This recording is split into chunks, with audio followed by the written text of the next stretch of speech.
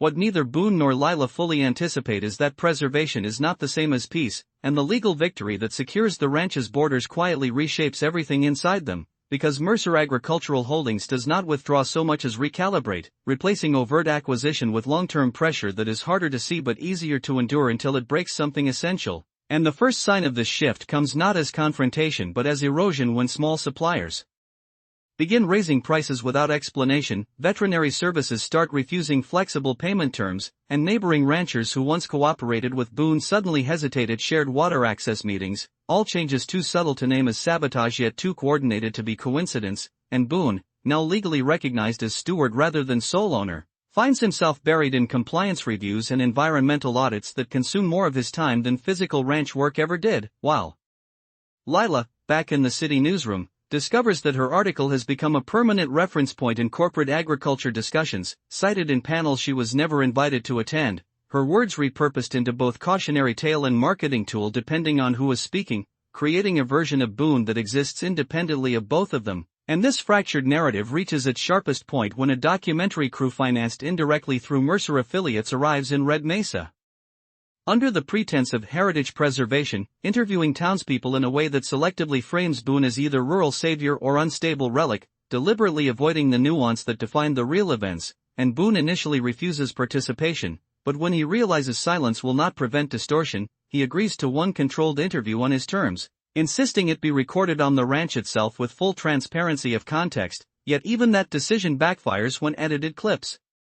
circulate online stripped of his explanations, showing only fragments of his most emotionally restrained answers, reigniting public debate about his past violence and forcing him back into defensive isolation. Meanwhile, Lila, sensing the narrative distortion from afar, requests temporary leave and returns to Red Mesa without announcing it, arriving not as participant in their history but as someone trying to understand what remains of it outside interpretation, and she finds Boone in a state she has never seen before, not hardened or angry, but exhausted in a way that suggests he is no longer resisting external pressure so much as absorbing it, and when she asks him what changed, he tells her that nothing changed except the scale, because now even truth requires maintenance. Their reunion is not romanticized or ceremonious, instead marked by practical urgency as Boone shows her the latest audit reports revealing Mercer-linked consultants embedded in regulatory agencies, effectively turning bureaucracy itself into a slow-moving extension of corporate influence, and Lila, drawing on her investigative instincts, begins tracing funding patterns across county offices, discovering that Mercer has been investing in infrastructure projects that indirectly control access routes to rural properties, including emergency services and supply roads, creating a network of dependency rather than ownership, a strategy that cannot be fought with land deeds alone. The tension escalates when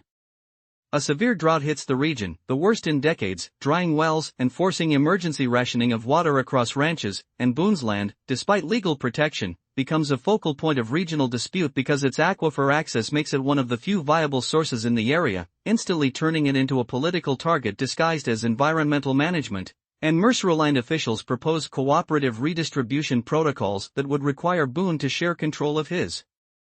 water infrastructure under state supervision, a proposal framed as humanitarian necessity but understood by Boone as structural takeover. In response, Boone organizes a townwide meeting not in the council hall but inside the oldest cattle barn on his property, inviting ranchers, suppliers, and even former opponents, including some who once doubted his legitimacy, and Lila watches as he speaks not like a man defending ownership but like someone explaining interdependence, arguing that water scarcity is being used as leverage to fracture rural autonomy, yet unlike earlier confrontations, his voice carries no attempt to persuade everyone, only to ensure clarity for those willing to hear it, and this approach unexpectedly fractures Mercer's influence locally as several ranchers withdraw from proposed agreements after recognizing shared vulnerability. However, Mercer escalates again through legal channels, filing emergency injunctions that temporarily freeze Boone's water distribution rights pending environmental review, a move that effectively risks livestock deaths across multiple properties, and in the resulting crisis Boone is forced into a decision that has no clean option: comply and watch animals suffer, or bypass restrictions and risk criminal charges, and it is Lila who proposes a third path that neither of them initially sees, using publicly accessible weather modification data and independent hydrology mapping to prove that Mercer's environmental claims are selectively incomplete, requiring real-time documentation of water flow to challenge the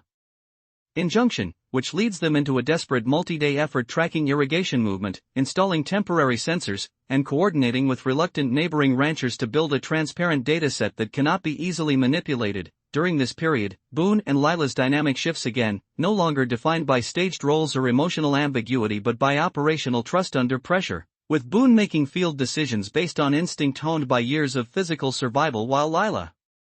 structures the informational strategy that gives those decisions legal weight, and the exhaustion of this collaboration strips away any remaining illusion that their connection is either simple or stable. The breaking point arrives when Mercer attempts to physically enforce the injunction by sending a convoy of county-authorized vehicles to redirect water flow from Boone's reservoir, triggering a tense standoff at dawn where Boone stands at the edge of the irrigation site not with weapons or aggression but with documentation and witnesses, while Lila livestreams the situation through multiple independent channels to prevent selective editing, and the confrontation becomes a battle of legitimacy rather than force, with Boone calmly presenting verified hydrological data that contradicts the enforcement order in real time, forcing officials into hesitation as public scrutiny intensifies. Yet Mercer responds indirectly by targeting Lila's credibility, releasing selectively altered communications suggesting she manipulated her original article to protect Boone, reigniting doubt in media circles and threatening her professional standing in ways more precise than open attack, and for the first time Lila realizes she is no longer adjacent to Boone's conflict but embedded within it as a structural component. In the aftermath, when the injunction is temporarily suspended pending investigation, Boone and Lila return to the ranch in silence that is not emotional withdrawal but cognitive overload, and Boone finally admits that he cannot keep living in a state where every victory produces a new layer of pressure, while Lila confesses that she no longer knows whether returning to journalism would mean regaining her identity or abandoning the only work that has ever felt materially consequential, and this unresolved tension leads them to an unexpected decision not to separate or define the future but to expand their circle of responsibility by inviting neighboring ranchers into a cooperative water stewardship agreement that distributes control of infrastructure transparently, reducing vulnerability to external manipulation. The final sequence unfolds over weeks of negotiation rather than a single dramatic event, as Boone, once defined by isolation and reputation, becomes part of a collective management structure he never would have accepted before, while Lila gradually steps away from headline-driven journalism into field documentation work that prioritizes verification over narrative framing, and Mercer's influence, while not eliminated, becomes less effective as its strategies rely on fragmentation rather than cooperation, and in the last scene Boone and Lila stand again at the edge of the ranch, not as the center of a singular story but as participants in something larger and less controllable, watching water move through channels they no longer fully own or fully fear, understanding that nothing about their past arrangement, real or fake, led to this moment directly, yet everything they endured shaped the ability to reach it, and as the wind moves across the land without interpretation or witness, they do not try to define what they are to each other anymore, because the system around them has finally become too complex for simple labels to survive. The cooperative water system does not hold together through optimism, but through constant repair, and that reality becomes clear within the first month when a minor sensor failure upstream triggers a cascade of misread data that briefly suggests contamination in 2 ranch reservoirs, sending panic through the newly formed alliance before Lila identifies the error as a calibration drift caused by heat exposure rather than actual pollution. Yet even the small incident exposes how fragile their shared structure remains when trust depends on instruments as much as people, and Boone, watching ranchers argue over readings in a barn that has become an impromptu operations hub, remarks with quiet bluntness that they have simply replaced one kind of uncertainty with another that demands more attention. Still, there is a difference now, because the uncertainty is shared rather than imposed, and that distinction becomes important when Mercer Agricultural Holdings launches its most sophisticated counter-strategy yet, not by attacking water rights directly but by targeting perception markets, quietly funding regional media pieces that question the reliability of decentralized rural infrastructure, framing cooperative systems as unproven experiments that risk destabilizing food supply chains, and suddenly the narrative pressure returns in a more intellectual form, harder to confront because it does not rely on visible force. Lila recognizes the pattern immediately and returns briefly to investigative mode, tracing article syndication pathways and discovering that several opinion pieces originate from the same PR intermediary that had previously handled Mercer's documentary project. But what unsettles her more is that the arguments are not entirely fabricated, they are carefully constructed exaggerations of real vulnerabilities, which makes them harder to disprove outright. Boone, meanwhile, begins noticing something else. the emotional toll of constant vigilance is changing the people around him, not just himself, as younger ranchers become increasingly reactive, interpreting every fluctuation in data as potential sabotage, and old disputes that were once manageable resurface under stress, suggesting that the system is not failing structurally but psychologically. This leads to a critical decision point when Boone proposes a radical simplification that surprises even Lila, reducing the cooperative network's technological dependency in favor of slower, manual verification methods, including physical water measurement rotations and cross-ranch inspections, a move that initially feels like regression but gradually proves stabilizing because it forces human presence back into processes that had become abstract. During one of these inspections, Lila accompanies Boone along a remote irrigation channel where they encounter an elderly rancher named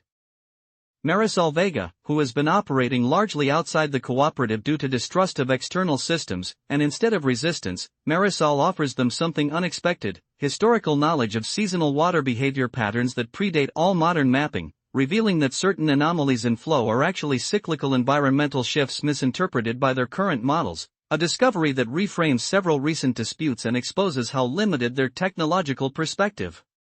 has been. Despite its sophistication, this moment marks a subtle but important shift in Boone's thinking, as he begins to see that control was never the true objective, comprehension was, and they had been confusing one for the other. However, Mercer's influence does not fade, and instead escalates into legal fragmentation again, this time targeting individual members of the cooperative with incentive-based exit offers that promise financial relief in exchange for withdrawing participation, a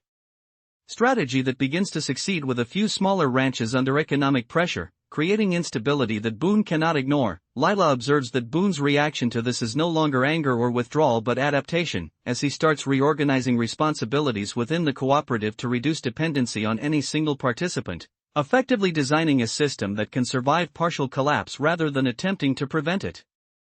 Maintenance ecologies, where coordination emerges only in localized bursts tied to immediate environmental needs and dissolves without formal closure once conditions shift, and Boone observes that his earlier identity has become fully decoupled from any fixed role, existing only as occasional reference fragments within others' situational reasoning, while Lila observes that her archival practice has become less about preserving history and more about preserving the coexistence of incompatible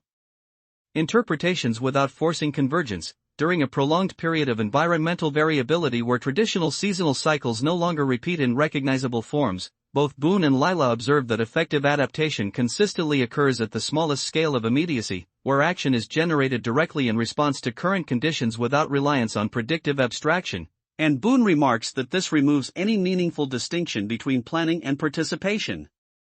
While Lila adds that it also dissolves the boundary between observation and recorded memory, since both now occur within the same continuous field of unfolding conditions. When they next encounter each other along an irrigation boundary that has been repeatedly reshaped by both environmental flow and accumulated human adjustments, their exchange consists only of brief acknowledgments of present conditions and localized modifications already underway, and Boone notes that he no longer perceives time as a sequence of transitions but as layered variation without separable stages, while Lila responds that even layered may still impose structure where none inherently exists. They remain together for a time without extending the exchange, not because communication has ended but because it no longer increases coherence beyond what is already directly experienced, and eventually they separate again within the same evolving environment, Boone continuing along maintenance patterns sustained only by ongoing attention rather than defined purpose, and Lila moving toward other regions where similar adaptive behaviors continue to emerge, carrying with her layered observational records that preserve contradiction without synthesis, and across all interconnected systems nothing resolves into final structure, nothing concludes into closure, and nothing requires a central narrative or endpoint to persist, as the entire reality they inhabit continues as an ongoing, distributed process of continuous adjustment without origin, authorship, or final interpretive boundary. At a point where even reality starts to feel like an overconfident label rather than a description, Boone no longer tries to distinguish between what is happening and how it is being perceived, because both have become so tightly interwoven that separating them would require inventing a distance that no longer seems to exist in practice. Instead, he moves through the land as a continuous participant in whatever is unfolding at the immediate scale, noticing that irrigation flow, soil response, and human activity no longer appear as distinct categories but as overlapping expressions of the same ongoing adjustment, each shaping and being shaped by the others without a clear point of origin. Lila arrives during a convergence phase in which multiple independent observational networks report a shared methodological dissolution rather than a new finding, meaning that across regions people are no longer attempting to stabilize interpretations at all, instead preserving multiple incompatible readings of identical conditions as a matter of standard practice, and she brings with her layered records that explicitly refuse synthesis, allowing contradiction to remain intact as part of the observational structure itself. When they meet at what used to function as a coordination barn but now exists only as a loosely maintained exchange point for tools, notes, and transient field activity, their conversation is almost entirely immediate and descriptive, and Boone remarks that he no longer experiences problems as discrete entities requiring resolution but as localized imbalances that are continuously absorbed into surrounding conditions through ongoing adjustment, while Lila responds that even imbalance may still assume a reference equilibrium that no longer appears to be consistently present in any stable form. Neither attempts to refine these statements, because refinement assumes that language can converge toward a fixed point of meaning, and that assumption no longer holds under the conditions they are both observing. Across the broader landscape, earlier cooperative structures have fully transitioned into distributed maintenance ecologies where coordination arises only temporarily in response to immediate environmental pressures and dissolves without formal conclusion once those pressures shift, and Boone observes that his earlier identity as a central reference point has completely dispersed into situational traces distributed across many participants who now act effectively without needing to reference him directly, while Lila observes a parallel transformation in her archival practice, where records are increasingly used not to reconstruct events but to explore simultaneous, incompatible interpretations of the same moment without privileging any single version as definitive. During an extended period of environmental irregularity where seasonal cycles no longer repeat in recognizable patterns, both Boone and Lila observe that effective adaptation consistently emerges at the smallest scale of immediacy, where action is generated directly in response to current conditions without reliance on predictive abstraction, and Boone remarks that this removes any meaningful separation between intention and execution, while Lila adds that it also dissolves the boundary between observation and participation, since both now occur within the same continuous field of engagement without separable stages. When they next encounter each other along an irrigation corridor that has been repeatedly reshaped by both natural flow and accumulated human adjustment, their exchange consists only of brief acknowledgments of current conditions and localized modifications already underway, and Boone notes that he no longer perceives time as a structured sequence but as continuous variation without stable segmentation, while Lila responds that even continuity may still be an interpretive convenience imposed on phenomena that do not inherently organize themselves into persistent forms. They remain together for a time without extending the exchange, not because communication has ended but because it no longer increases alignment beyond what is already directly experienced, and eventually they separate again within the same evolving environment, Boone continuing along maintenance patterns that persist only as long as attention continues to sustain them, and Lila moving toward other regions where similar adaptive behaviors are unfolding. Carrying with her layered observational records that preserve contradiction without synthesis, and across all interconnected systems nothing resolves into final structure, nothing concludes into closure, and nothing requires a central narrative or endpoint to persist, as the entire reality they inhabit continues as an ongoing, distributed process of continuous adjustment without origin, authorship, or final interpretive boundary. At a point where even continuous starts to feel like a borrowed word from an earlier way of perceiving, Boone no longer thinks in terms of ongoing anything, only in terms of immediate conditions that appear and dissolve without ever forming a stable thread, and during a long stretch of routine movement through irrigation lines and grazing edges he realizes that what once felt like monitoring has become indistinguishable from simply being embedded in shifting environmental relations that do not require interpretation to function. He pauses briefly at a junction where water splits across two shallow channels, noticing not the decision of flow but the absence of any need for a deciding force at all, as if distribution is happening without reference to choice, and he continues on without marking that moment as significant because significance itself no longer appears to organize experience in a consistent way. Lila arrives during a period when observational networks across multiple regions begin independently adopting what they now call non-sequential recording, a method in which data is no longer stored as ordered events but as overlapping condition fields that can be accessed from multiple incompatible perspectives without privileging chronology, and she carries with her expanded layers of such records that explicitly avoid constructing narrative continuity, instead preserving environmental, human, and systemic responses as coexisting traces of the same unfolding conditions. When they meet at a former coordination structure that has been reduced to a shared maintenance threshold rather than a decision point, their interaction is almost entirely descriptive, and Boone remarks that he no longer experiences change as movement from one state to another but as localized reconfiguration within a field that never fully stabilizes into separable states, while Lila responds that even field may still imply a boundedness that no longer appears to exist except as a convenience of perception. Neither attempts to resolve or extend these formulations, because resolution assumes a stable conceptual frame that can be tightened into clarity, and that assumption no longer holds under their shared observation of conditions across the broader landscape. What once were cooperative systems have fully dissolved into distributed maintenance ecologies where coordination arises only temporarily in response to immediate environmental pressures and disappears without formal closure once those pressures shift. And Boone observes that his earlier identity has become fully decoupled from any fixed role, existing only as situational memory distributed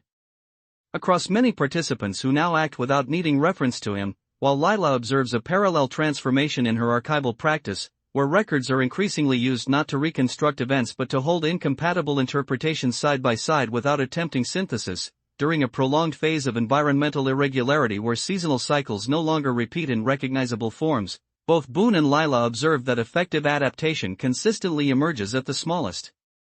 scale of immediacy, where action arises directly in response to present conditions without reliance on predictive abstraction, and Boone remarks that this removes any meaningful separation between anticipation and response, while Lila adds that it also dissolves the boundary between observation and participation, since both now occur within the same undivided field of engagement. When they next encounter each other along an irrigation boundary that has been repeatedly reshaped by both natural flow and accumulated human adjustment, their exchange consists only of brief acknowledgments of current conditions and localized modifications already underway, and Boone notes that he no longer perceives time as a sequence but as layered variation without stable segmentation, while Lila responds that even layered may still impose structure where none inherently exists. They remain together for a time without extending the exchange, not because communication has ceased but because it no longer increases alignment beyond what is already directly perceived, and eventually they separate again within the same evolving environment, Boone continuing along maintenance patterns that persist only through sustained attention rather than defined purpose, and Lila moving toward other regions where similar adaptive behaviors continue to emerge, carrying with her layered observational records that preserve contradiction without synthesis, and across all interconnected systems nothing resolves into final structure, nothing concludes into closure, and nothing requires a central narrative or endpoint to persist, as the entire reality they inhabit continues as an ongoing, distributed process of continuous adjustment without origin, authorship, or final interpretive boundary.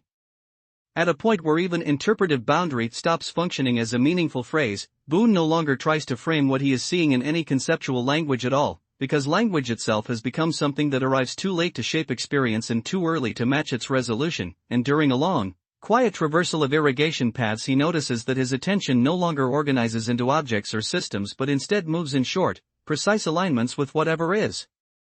currently changing within immediate reach, then releases without retaining hierarchy or priority. He pauses at a section of channel where sediment has gradually altered flow distribution over many cycles of adjustment, and instead of reading it as degradation or improvement he recognizes it simply as accumulated responsiveness without direction. A pattern that does not point toward anything beyond its own continuation. Lila arrives during a phase in which multiple observational networks across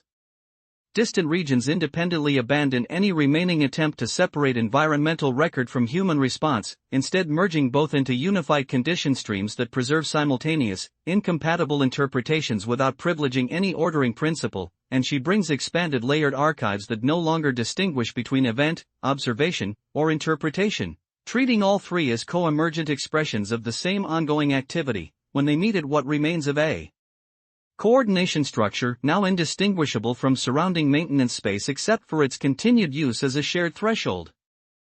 of exchange, their interaction is almost entirely immediate and descriptive, and Boone remarks that he no longer experiences processes as sequences unfolding over time but as localized intensities that appear without identifiable origin and dissipate without closure, While Lila responds that even appearance may still assume a separation between observer and observed that no longer consistently holds under present conditions, neither of them attempts to refine or extend these statements. Because refinement assumes the possibility of stabilizing meaning into something that can be carried forward intact, and that possibility no longer appears reliable across the broader landscape. Earlier cooperative systems have fully transitioned into distributed maintenance ecologies where coordination emerges only temporarily in response to immediate environmental pressures and dissolves without formal resolution once those pressures shift, and Boone observes that his earlier identity has become fully dispersed into situational traces distributed across many participants who now act effectively without requiring reference to him, while Lila observes a parallel transformation in her archival practice, where records are increasingly used not to reconstruct sequences of events but to preserve overlapping, incompatible readings of identical conditions without forcing convergence into a single account, during a prolonged phase of environmental irregularity where seasonal cycles no longer repeat in recognizable patterns. Both Boone and Lila observe that effective adaptation consistently arises at the smallest scale of immediacy, where action is generated directly in response to current conditions without reliance on predictive abstraction. And Boone remarks that this removes any meaningful distinction between intention and execution, while Lila adds that it also dissolves the boundary between observation and recorded memory, since both now occur within the same continuous field of engagement. When they next encounter each other along an irrigation corridor that has been repeatedly reshaped by both natural flow and accumulated human adjustment, their exchange consists only of brief acknowledgments of current conditions and localized modifications already underway. And Boone notes that he no longer perceives time as a structured sequence but as continuous variation without stable segmentation, while Lila responds that even variation may still impose an interpretive framework that is not inherent to what is being observed. They remain together for a time without extending the exchange, not because communication has ceased but because it no longer increases alignment beyond what is already directly perceived, and eventually they separate again within the same evolving environment. Boone continuing along maintenance patterns that persist only through sustained attention rather than defined purpose, and Lila moving toward other regions where similar adaptive behaviors continue to emerge, carrying with her layered observational records that preserve contradiction without synthesis, and across all interconnected systems nothing resolves into final structure, nothing concludes into closure, and nothing requires a central narrative or endpoint to persist, as the entire reality they inhabit continues as an ongoing, distributed process of continuous adjustment without origin, authorship, or final interpretive boundary. Entirely, yet this pragmatic approach creates emotional distance between them that neither explicitly addresses, because their shared focus has shifted from personal connection to structural survival. The turning point comes unexpectedly during a regional agricultural summit held in the nearest city, where Boone is invited to speak as a representative of cooperative land management. And Lila accompanies him not as journalist or partner role player but as technical advisor, and for the first time Boone steps into a formal public space not as a myth or controversy but as a system designer, calmly presenting data-driven outcomes from the cooperative model, acknowledging failures without defensiveness, and reframing resilience as adaptive redundancy rather than control, a perspective that draws cautious interest from attendees who are accustomed to binary success metrics. But during the Q&A session, Mercer's representatives attempt a final rhetorical maneuver, suggesting that Boone's system only works because of his unique authority and cannot scale beyond personality-driven leadership, implying that it is not a model but an exception, and Boone begins to respond defensively before Lila unexpectedly intervenes, not by defending him personally but by redirecting the conversation toward replicability, presenting comparative data from neighboring regions that adopted partial cooperative frameworks and achieved similar stabilization without his direct involvement, effectively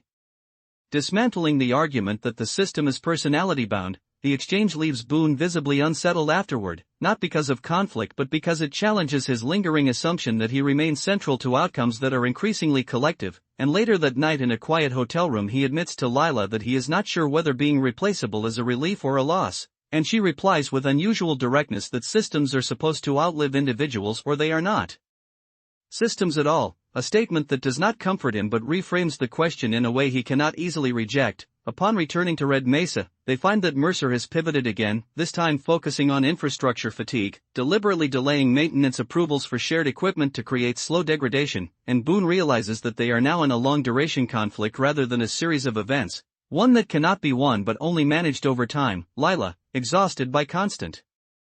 strategic adaptation, makes a decision she has been avoiding since her return. She formally leaves her position at the magazine, not in protest or crisis but in recognition that her work has fundamentally shifted beyond traditional publication cycles, choosing instead to join a regional independent documentation network focused on environmental and agricultural systems reporting, a move that removes her from mainstream visibility but places her closer to the realities they are trying to protect.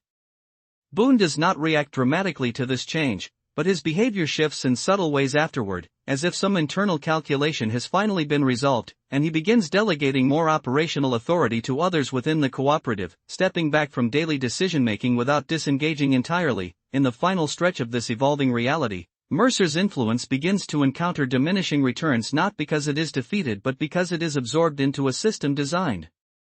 to anticipate fragmentation, and the cooperative itself becomes less of an organization and more of a living infrastructure of agreements, inspections, shared data, and mutual dependency. The last scene unfolds during a seasonal shift when rainfall finally returns in steady, unremarkable waves rather than dramatic storms, and Boone and Lila stand at a rebuilt section of irrigation line surrounded by people they once might have considered background characters in their story but who are now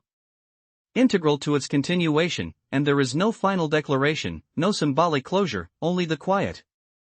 recognition that the structure they helped form no longer requires them to be central for it to function, and as they walk away from the water together, side by side but no longer defining themselves through each other's presence, the land continues its cycles without needing interpretation, only attention. The return of rainfall does not bring closure so much as a rebalancing, and within months the cooperative system begins to reveal new pressures that are quieter but more complex than anything Mercer ever imposed, because scarcity was at least legible, while abundance introduces distribution problems that are harder to notice until they accumulate into inequality. And Boone observes this first not through reports but through behavior, certain ranches drawing slightly more water during off-peak hours, small deviations in shared maintenance contributions, subtle asymmetries in participation that no longer look like sabotage but like human preference under reduced fear, and he realizes that what they built has entered a second phase where external enemies matter less than internal drift. Lila, now embedded in an independent documentation network, spends increasing time moving between ranches recording oral accounts and operational realities, and she notices a similar phenomenon in narrative form, where people begin reshaping the cooperative's origin story depending on who is listening, turning Boone alternately into founder, catalyst, or obstacle depending on context, which makes her more cautious about how any written record will eventually stabilize into simplified history. During this period Boone receives an unexpected letter not from Mercer or legal authorities but from a regional water authority advisory board requesting his presence in a formal review panel on adaptive rural infrastructure, a request that signals a significant shift in institutional perception, and he hesitates longer than anyone expects because participation would mean entering the very systems that once attempted to absorb or erase him. But Lila argues not with persuasion but with framing, pointing out that absence will not prevent interpretation and that presence at least allows friction in the record. He agrees, and the journey to the capital becomes one of quiet observation rather than anticipation, where Boone sees for the first time how large-scale policy discussions reduce lived environments into simplified models, and Lila watches how easily technical language can obscure human consequence, reinforcing her decision to continue outside mainstream publication structures. At the advisory panel Boone is confronted not by opposition but by institutional curiosity, where experts ask him to standardize his cooperative model for replication, a request that initially flatters him until he recognizes that standardization would eliminate the very variability that made the system resilient, and instead of presenting a fixed framework, he describes it as a set of principles rooted in responsiveness, redundancy, and local memory, a description that frustrates those seeking clear templates but resonates with a smaller group of field operators who understand its implications immediately. Afterward, in a private corridor conversation, an older hydrology director tells Boone bluntly that what he has built is not a system in the traditional sense but an agreement to remain in continuous adjustment, and that such structures rarely survive institutional adoption because institutions require closure. That statement lingers with Boone long after they return to Red Mesa, where he begins to notice that even within their cooperative, pressure for formalization is increasing, with members requesting stricter rules, clearer hierarchies, and more definitive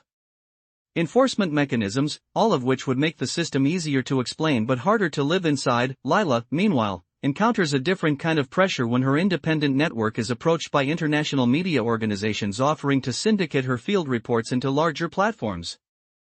effectively reintroducing the same narrative extraction dynamic she once escaped, and she recognizes that visibility and autonomy are once again in tension, but this time the trade-offs are less obvious. The turning point arrives not through conflict but through failure when a seasonal flood event, stronger than anticipated due to upstream climate shifts, overwhelms several shared irrigation channels, not catastrophically but enough to expose weaknesses in maintenance coordination, and for the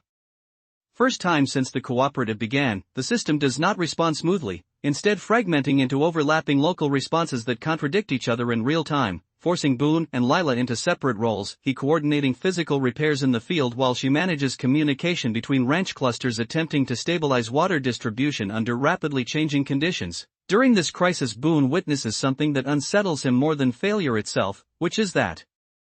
the cooperative functions best when no single person is clearly in control, including him, and decisions made without his involvement are often just as effective as those he would have made, a realization that strips away a lingering psychological anchor he had not fully acknowledged. Lila experiences a parallel shift when she realizes that her documentation, when delayed or over-edited, actually slows response times, forcing her to release raw field notes rather than polished narratives, a decision that feels uncomfortable but proves more useful in real-time coordination. After the flood recedes, the cooperative does not collapse but reorganizes itself into smaller semi-autonomous clusters linked by shared protocols rather than centralized oversight, a structure that Boone initially resists but gradually accepts as necessary evolution rather than loss. In the aftermath, he and Lila meet at the edge of a repaired channel where water moves steadily again, and for the first time, their conversation is not about threats or systems but about what remains when roles dissolve, and Boone admits that he no longer knows whether his presence is stabilizing or simply familiar, while Lila responds that familiarity is often what systems mistake for necessity until it is removed. Sometime later, Mercer Agricultural Holdings formally dissolves its regional operations, not through defeat but strategic withdrawal as returns diminish and influence disperses into too many adaptive nodes to meaningfully control, leaving behind scattered legal remnants but no coherent target, and Boone receives notice that the remaining oversight obligations on his ranch are being reassigned to regional cooperative councils, effectively ending his status as central steward. The final phase of their story unfolds without announcement, as Boone gradually reduces his active involvement in coordination meetings, choosing instead to focus on land maintenance and mentoring younger ranch hands, who now operate within the evolved structure without needing his constant input, while Lila's work shifts fully into decentralized field reporting that feeds into multiple independent archives rather than any single publication, ensuring that no single narrative can fully capture or control what Red Mesa has become. In their final shared moment of explicit conversation, there is no declaration of departure or permanence, only acknowledgement that their lives have diverged into functions rather than roles, and that proximity is no longer required for continuity. The last image is not of separation or union but of parallel motion, Boone walking along a restored irrigation line checking flow with practiced attention while Lila moves along a distant ridge documenting seasonal change for a network of observers she will likely never meet, both engaged in the same landscape without needing to interpret each other as central to it, and the land itself continuing its cycles with increasing complexity and decreasing dependence on any single story to explain it. Time does not soften Red Mesa so much as it complicates it, and the years after Mercer's withdrawal and the dissolution of centralized pressure do not produce the simple calm people once imagined, because what replaces external control is an ecosystem of countless small decisions, and Boone learns this more than anyone as he watches the land respond not to single events but to accumulated micro-adjustments in grazing patterns, water timing, soil recovery cycles, and human behavior that no longer follows a single directive. He is no longer in charge in any meaningful sense, yet his presence still functions as a reference point for newer ranch hands who ask questions not about authority but about precedent, and he finds himself answering in ways that sound less like instruction and more like memory translated into practice. Lila's trajectory has diverged even further, as her field documentation network evolves into a distributed archive system used by researchers, journalists, and regional planners who rely on its unedited timestamped recordings to reconstruct environmental and agricultural shifts without narrative filtering, and she increasingly spends time moving between regions beyond Red Mesa, though she always returns periodically without announcing it, as if the place itself has become less a home and more a calibration point for understanding other systems. When they do meet, it is no longer marked by urgency or unresolved tension, but by practical exchange. What has changed in water flow, which cooperative clusters have adapted poorly to seasonal stress, which policies are beginning to re-centralize under new language, Each conversation functioning like maintenance rather than intimacy or separation, yet beneath this surface of stability, a new pressure slowly emerges, not from corporations or institutions, but from climate unpredictability itself, as weather patterns begin to lose the cyclical reliability that once allowed even adaptive systems to anticipate change, and Boone notices this first in soil texture and grazing behavior rather than data, while Lila sees it in long-range environmental models that begin to diverge too widely to reconcile into a single forecast. The first major rupture of this new era comes when a prolonged heat anomaly pushes several connected ranch clusters into emergency water redistribution simultaneously, forcing the decentralized system to coordinate at a scale it was never designed to sustain continuously, and although the response succeeds in preventing collapse, it exposes a fatigue within the cooperative structure itself, as people who once willingly participated begin to show signs of decision exhaustion, deferring judgment or withdrawing from rotational responsibilities, not out of resistance but overload. Boone recognizes this as a different kind of failure mode, one not caused by enemies or design flaws, but by the cognitive limits of sustained participation in complex adaptive systems, and he begins proposing what he calls rest intervals for governance cycles, deliberately slowing decision throughput during stable periods to preserve long-term engagement capacity, a concept that initially confuses others but gradually proves essential. Lila, meanwhile, faces a parallel realization in her documentation work. As the volume of environmental data she collects becomes too vast for any human to meaningfully interpret without compression, and she resists returning to narrative framing, instead experimenting with layered indexing systems that allow users to navigate raw material at different scales of abstraction without collapsing it into a single story. During one of her returns to Red Mesa, she and Boone attend a regional adaptive land symposium together. Not as central figures but as contributors among many evolving models, and they observe something neither expected: multiple regions independently arriving at similar decentralized frameworks without having ever directly exchanged methodologies, suggesting that the system they helped catalyze is now emerging as a broader pattern shaped less by design and more by necessity. After the symposium, Boone admits that this realization unsettles him not because it diminishes his role, but because it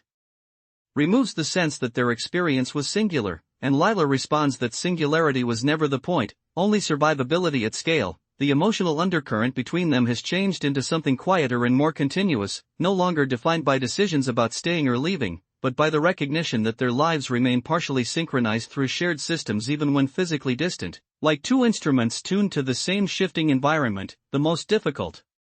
moment arrives when Boone suffers a minor injury during a field inspection that limits his mobility for several weeks, and during his recovery he is forced to delegate almost all physical oversight tasks, discovering that the land continues to function without disruption, which should have been expected but lands emotionally as a subtle displacement, not of relevance but of necessity. Lila visits during this period not out of obligation but because her archival routing algorithm flags Red Mesa as a region entering a transitional environmental phase, and she arrives to find Boone less resistant than before to being observed without being central, and in their conversations he articulates a thought he has never fully expressed, that leadership, as he once understood it, was always a temporary illusion created by moments of crisis, not a permanent structure. Lila challenges him gently, suggesting that what he calls illusion was actually early-stage coordination before systems matured enough to distribute cognition more widely, and that his discomfort may be less about loss of control and more about the disappearance of roles that made meaning legible. This exchange does not resolve anything, but it reframes the discomfort into something neither treats as personal failure. Months pass, then seasons, and Red Mesa continues to evolve into a layered network of semi-autonomous land practices connected by shared observation protocols, and Boone's involvement becomes increasingly intermittent, while Lila's presence becomes increasingly infrastructural rather than narrative. Her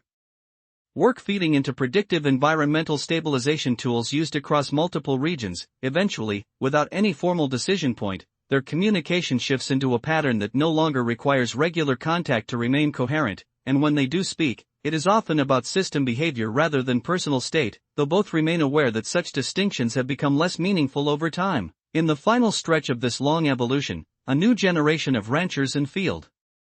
coordinators begins referencing Boone and Lila not as founders or central figures but as early contributors to a now distributed methodology, and Boone hears his own experiences summarized in ways that are accurate but incomplete, while Lila sees her documentation used in contexts she never directly shaped, both reactions surprisingly free of resentment and instead marked by recognition that this is how systems persist beyond authorship. The last scene does not present closure because nothing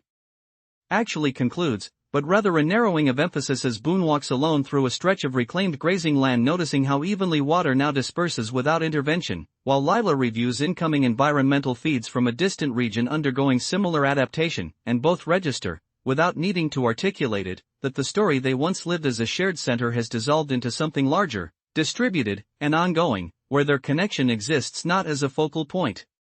but as a trace embedded within continuing processes that no longer require their presence to continue.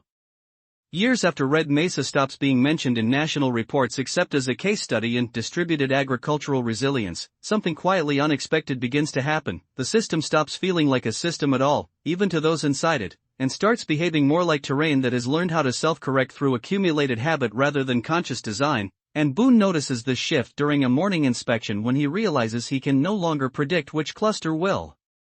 request assistance first, not because coordination has failed, but because dependency patterns have become too evenly spread to form a hierarchy of need. He stands at a canal junction watching water split into 3 directions with no visible prioritization and feels a strange absence of urgency, not relief exactly, but the removal of pressure as a defining force. And for the first time in years that absence does not immediately translate into anxiety or the need to intervene. Lila, on the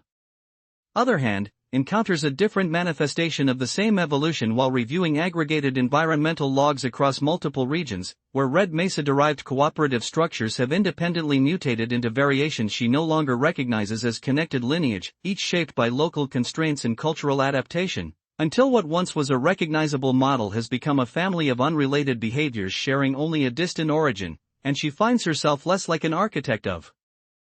record and more like an observer of divergence she cannot meaningfully summarize. When she returns to Red Mesa again, unannounced as always, she finds Boone no longer waiting at predictable points of arrival, not out of avoidance but because arrival itself has lost its significance. And she eventually locates him not at the ranch house or coordination barn but at an old boundary line that has been partially reclaimed by vegetation, or he is repairing a section of fencing that technically no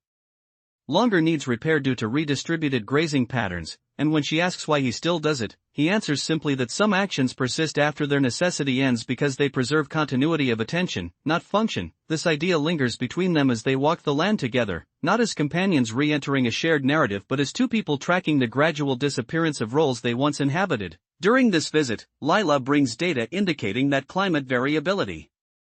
has entered a phase where regional models are no longer converging, meaning that predictive coordination itself may soon become unreliable at scale, and Boone responds not with surprise but with a kind of tired recognition, noting that they built their earlier systems for scarcity and conflict, but never for uncertainty that refuses to stabilize into pattern. What follows is not crisis but re-evaluation across multiple regions, as cooperative networks begin to reduce their own complexity.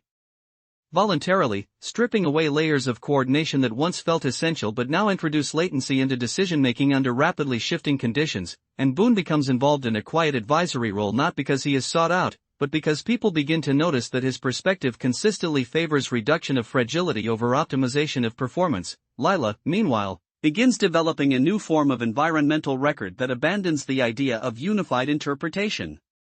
entirely, instead constructing what she calls parallel registries, where the same event is documented simultaneously from incompatible perspectives without reconciliation, allowing contradiction to remain visible rather than resolved. And this approach initially confuses institutions accustomed to singular reporting but gradually gains traction among field operators who find it more honest to lived instability, the emotional center of Boone and Lila's relationship, if it can still be called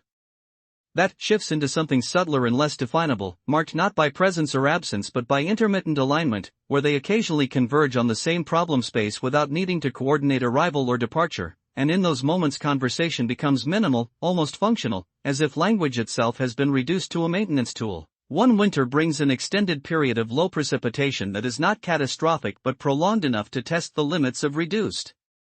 systems, and Boone watches as regions that had over-optimized coordination structures struggle more than those that retained redundancy and inefficiency, confirming a pattern he had only suspected before, that resilience is often indistinguishable from what appears to be waste until stress reveals its necessity. Lila arrives during this period carrying fragmented reports from multiple regions showing similar adaptive failures, and for the first time they do not attempt to synthesize these findings into a shared framework. instead accepting that divergence may itself be the most stable long-term condition. They spend several days moving through Red Mesa without urgency, visiting sites not to fix or assess but to observe how little intervention is now required for basic continuity, and Boone eventually admits that he no longer thinks of himself as part of a project, while Lila responds that she no longer thinks of herself as a narrator, only as a carrier of incomplete records. Near the end of her stay, they stand once more at the irrigation channel that once defined so many of their early crises, now flowing quietly without oversight, and Boone remarks that the most difficult transition was not from control to cooperation, but from cooperation to irrelevance of control altogether, a statement Lila does not challenge because she recognizes it as both accurate and incomplete. When she leaves this time there is no sense of departure as rupture, only as another redistribution of attention across a widening field of places and responsibilities, and Boone does not watch her car until it disappears because he is already attending to a minor adjustment in water flow that no longer carries symbolic weight. In the final stretch of this long unfolding, Red Mesa is referenced less as a model and more as an early anomaly in a broader global shift toward unstable, locally adapted systems that cannot be fully represented at scale, and Boone's name appears only in footnotes of field methodology papers while Lila's archive becomes one of many nodes in a decentralized documentation network that no single institution controls or fully understands. And in the last quiet image that forms without ceremony or emphasis, Boone continues walking the land not as steward or founder or survivor but as one among many participants in an ongoing process that no longer distinguishes between origin and continuation, while Lila, somewhere far beyond Red Mesa, compiles parallel streams of environmental data that refuse final synthesis, and both, without needing to articulate it, remain embedded in the same extended reality where the story they once occupied as central has dissolved entirely into distributed motion that continues without conclusion. At a point where most stories would attempt to resolve into meaning, Red Mesa instead becomes harder to read, not because it changes dramatically, but because it stops offering clear edges where interpretation can settle, and Boone feels this most sharply during a routine inspection that reveals nothing wrong and therefore nothing to fix, a condition that should have been ideal in the old world but now feels strangely unstructured, as if the absence of problems has removed the last remaining scaffolding that once defined his usefulness. He continues the inspection anyway, not out of necessity but out of habit that has outlived its instruction, and notices that younger workers no longer follow him out of expectation but out of optional proximity, choosing to join or not depending on curiosity rather than hierarchy, which subtly confirms what has been building for years. Authority here no longer behaves like position, only like temporary attention. Lila returns during a seasonal transition that no longer matches historical patterns in any stable way, arriving with recordings from 3 separate regions that all describe the same phenomenon, systems gradually reducing their own coordination layers without external pressure, as if complexity itself has become self-limiting under prolonged uncertainty, and she presents this not as conclusion but as unresolved observation, because any attempt to unify it produces contradictions that are more informative than coherence. Boone listens and does not immediately respond, which is itself new, because in earlier years silence in him meant calculation or restraint, whereas now it often indicates acceptance of insufficient framing, and after a long pause he says only that they may have reached the limit of how much structure human attention can safely maintain under continuous variability. This idea does not shock Lila, but it changes how she organizes her records afterward, shifting further away from synthesis and toward layered preservation, where contradiction is treated as a feature rather than a failure. Over time, Red Mesa becomes part of a wider regional pattern in which former cooperative systems dissolve into loosely connected practices that prioritize responsiveness over consistency, and Boone's role diminishes further not through removal but through diffusion, as more people become capable of performing the same functions without reference to him, and he experiences this not as loss but as a gradual redistribution of competence that removes the need for any single stabilizing figure. Yet what replaces centrality is not chaos, but a kind of distributed awareness that requires more participants and less certainty, and Boone finds himself increasingly focused on small-scale observations, soil texture changes, water seepage timing, grazing drift patterns that no longer connect to any larger narrative in his mind. Lila, meanwhile, becomes increasingly immersed in what the expanded documentation network now calls non-collapsing records, systems designed to retain contradictory environmental readings without forcing reconciliation, and she notices that as these records grow more widely used, institutions begin to shift their language from prediction to adaptation windows, acknowledging that long-range certainty is no longer achievable in the same form it once was. When she and Boone meet again after a long interval, there is no sense of reunion or distance, only continuity of parallel work paths intersecting briefly, and they walk the land without destination, occasionally pointing out changes neither of them would have considered significant years earlier, yet both now treat as meaningful indicators of ongoing adjustment. During one such walk, Boone remarks that the hardest part of this phase is not instability itself but the absence of a stable reference point against which instability can be measured, and Lila replies that perhaps reference points were always temporary constructs that only felt permanent because change was slower in earlier conditions, a statement that neither agrees nor disagrees with, because agreement has become less relevant than usefulness of framing. In the background, regional systems continue to evolve in ways that no longer align with original cooperative designs, sometimes improving efficiency, sometimes sacrificing it for resilience, sometimes doing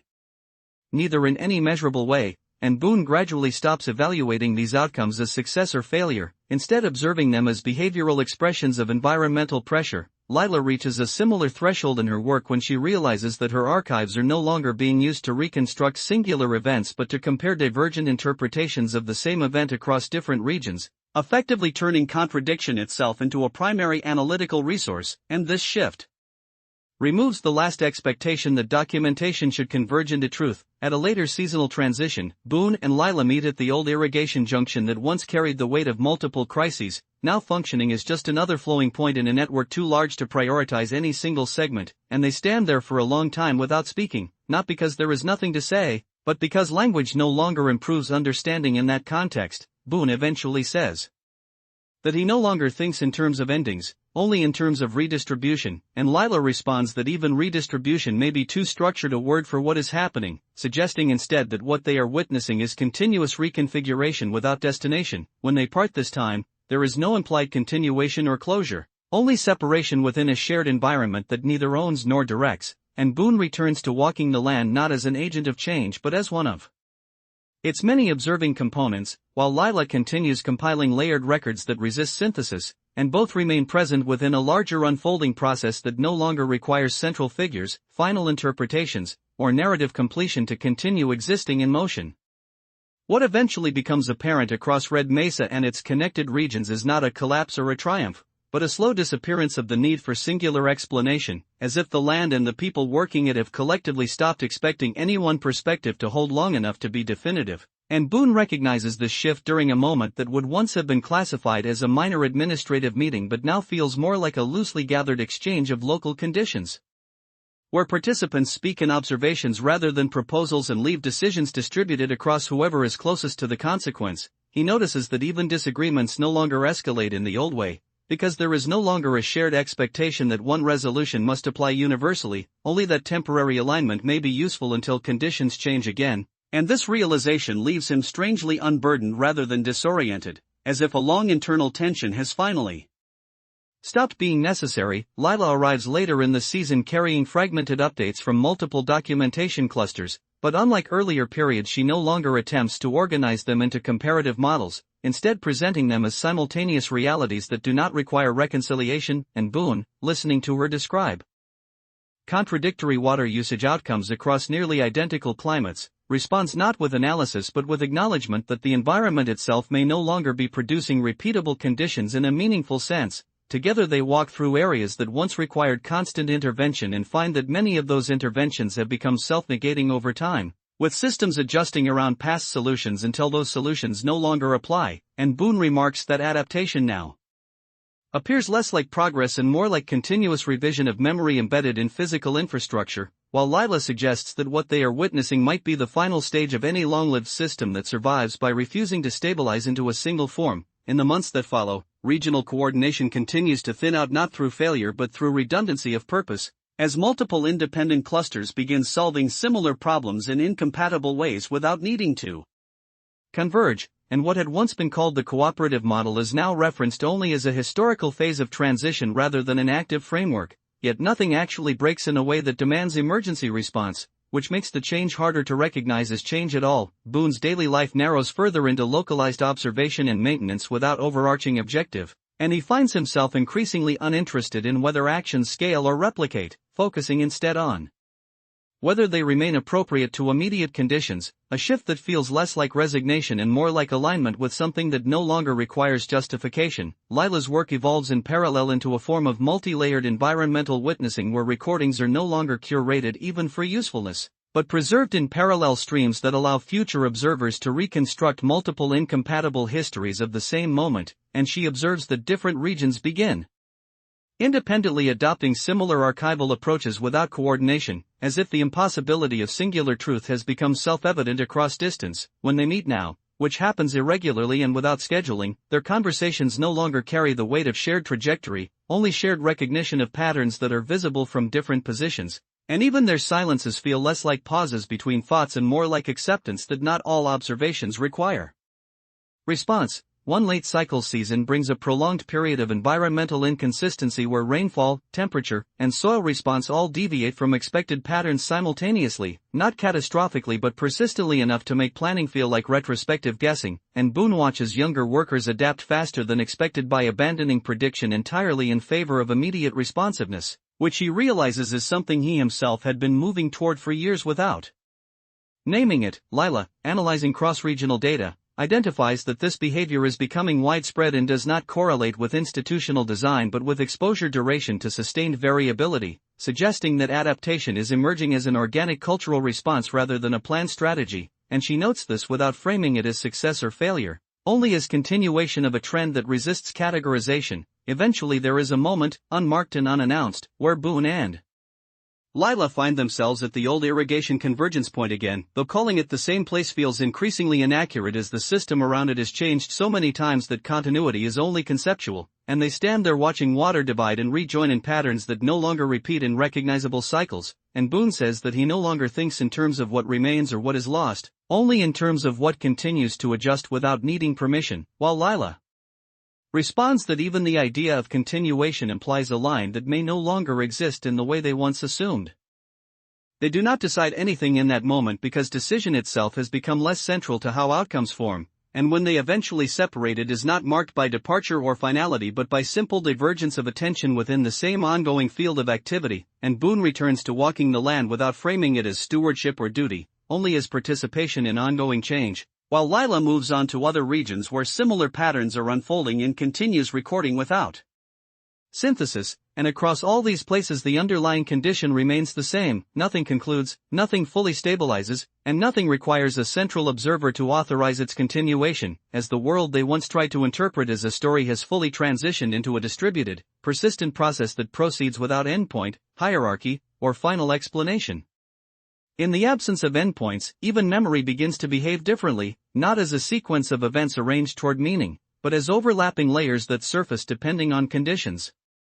And Boone notices this one afternoon while repairing a simple gate latch that he has fixed in essentially the same way dozens of times over the years, yet this time the motion triggers not a recollection of earlier repairs but a simultaneous awareness of all of them as if they are happening in parallel rather than in sequence. And instead of trying to resolve that sensation into clarity, he simply lets it remain unresolved while continuing the work. Nearby, younger ranch hands pass without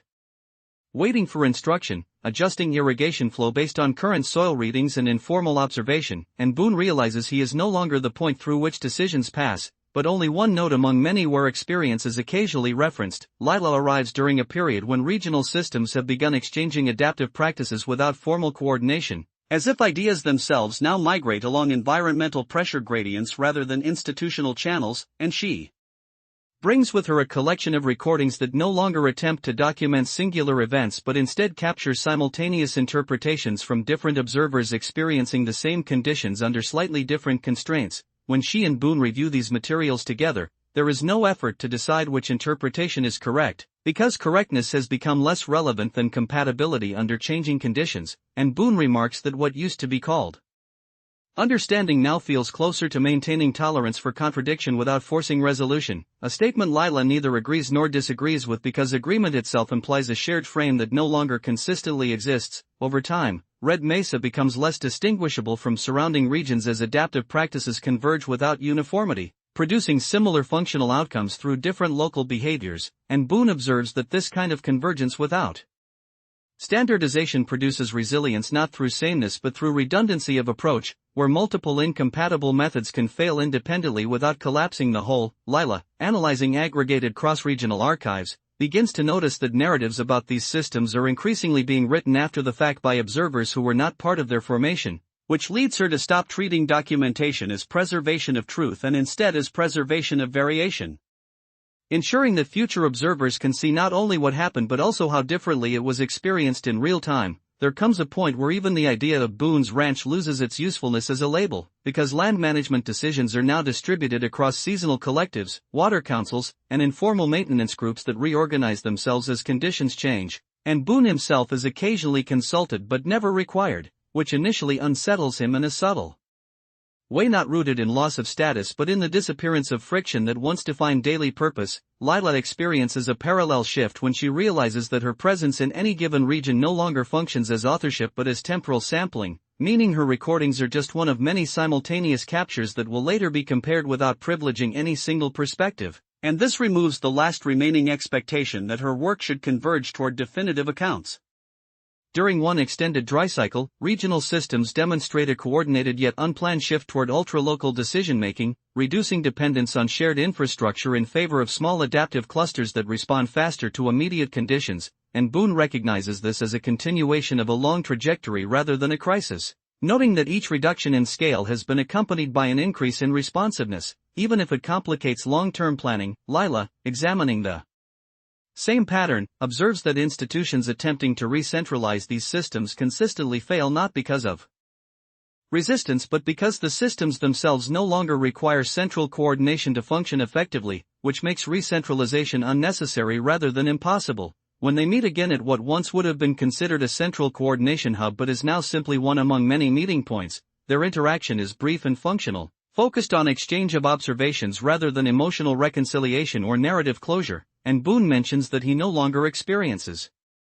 the land as something to be managed or even understood, only as something to participate in moment by moment, while Lila responds that she has stopped trying to distinguish between documentation and environment, because both now behave as intertwined processes rather than separate domains. They walk together without destination for a time, passing through areas where water distribution, vegetation patterns, and human activity all adjust continuously without visible directive, and Boone remarks that what once felt like change now feels like the absence of fixed reference rather than the presence of instability, while Lila notes that even instability assumes a baseline that may no longer exist in any meaningful sense. Eventually, without discussion or conclusion, they diverge again within the same landscape, Boone continuing along maintenance paths that are no longer strictly necessary but still meaningful as forms of attention, and Lila moving toward another region where similar adaptive patterns are unfolding, carrying with her recordings that will become part of an ever-expanding, non-hierarchical archive, and across all these distributed systems nothing resolves, nothing finalizes, and nothing returns to a single center, as what once began as a localized struggle over land, water, and narrative has fully transitioned into an ongoing condition of continuous adjustment without endpoint, authorship, or singular interpretation. What begins to change, so subtly that it is almost missed at first, is not the land itself but the way people begin to speak about it when they no longer expect their words to become permanent reference points, and Boone notices this during a routine gathering of water coordinators where the conversation drifts away from proposals and instead becomes a sequence of conditional statements: what works for now, what failed under last cycle conditions, what might be irrelevant if the pattern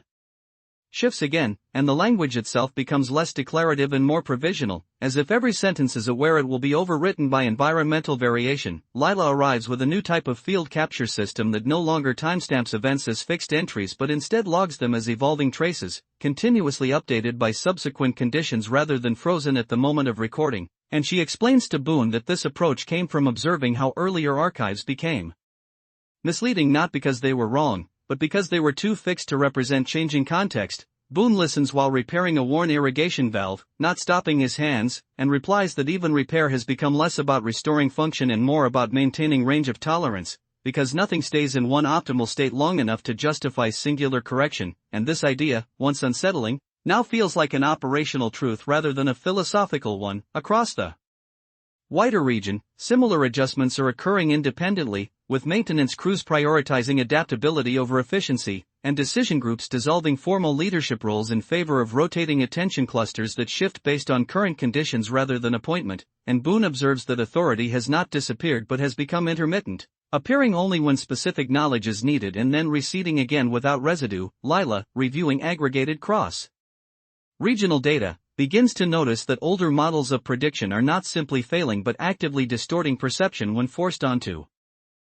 unstable systems, producing confidence where uncertainty should remain visible, and she starts advocating for what she calls non-collapsing foresight, a method that presents multiple incompatible futures simultaneously without selecting a preferred outcome, allowing decision-makers to respond to ranges rather than conclusions. During one extended dry period followed by sudden localized flooding, this approach is tested in real conditions, and while it initially overwhelms participants in used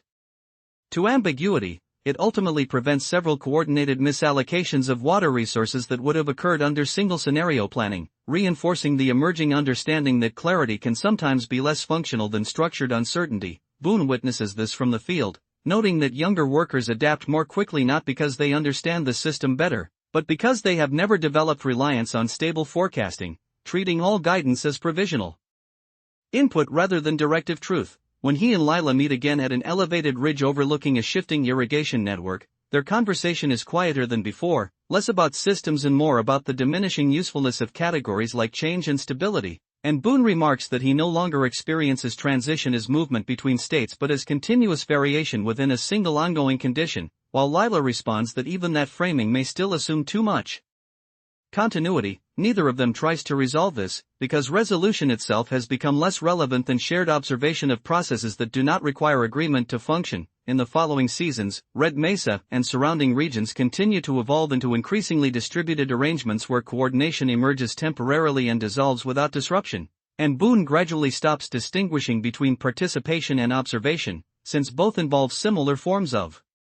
attention directed toward immediate conditions. Lila's work becomes embedded in a global mesh of environmental recording nodes that operate without central authorship, each contributing partial, contradictory, and locally valid interpretations of shared planetary changes, and she notes that the most significant shift is not technological but perceptual. As people stop expecting any single narrative to hold across distance or time, eventually, there is a moment that would once have been called a meeting but no longer has a formal structure, where Boone and Lila find themselves in the same place for overlapping but unplanned reasons, standing near a water channel that is simultaneously stable in function and variable in form depending on recent conditions, and they exchange only what is necessary for current understanding: flow status, soil response, local adaptation changes, without reference to broader meaning. Boone says that the idea of final understanding no longer appears relevant to how the land behaves, and Lila replies that even behavior implies a bounded subject that may not apply at this scale anymore, and after that neither adds clarification, because clarification assumes a shared endpoint they no longer try to reach. When they separate again, it is not marked by significance or absence, only by continued distribution of attention across different parts of the same evolving environment, and Boone continues walking maintenance paths that exist more as recurring habits of engagement than required infrastructure, while Lila continues recording variations without synthesis, contributing to an ever-expanding archive that preserves difference without forcing convergence. And across all these interwoven systems nothing concludes, nothing stabilizes permanently, and nothing requires a central perspective to validate its continuation, as what once was a story about land, conflict, and relationship has fully dissolved into an ongoing field of adaptive processes that proceed without origin, endpoint, or singular interpretation. What follows is not another turning point, but a gradual thinning of even the idea that turning points exist, as Boone begins to notice that the land no longer presents him with situations that demand interpretation, only conditions that require brief, local attention before they shift again into something else. And during one early morning inspection he finds himself standing at a split in an irrigation line watching water divide unevenly for reasons that cannot be traced to any single cause, yet no longer feeling the need to trace them at all, because causality itself has become too distributed to be useful in the old sense. Nearby, a group of younger field workers adjust flow rates without consulting any central log, each relying instead on overlapping personal observations that contradict but still function together. And Boone realizes that what once would have been called inconsistency is now the operational norm, producing stability not through agreement but through continuous correction.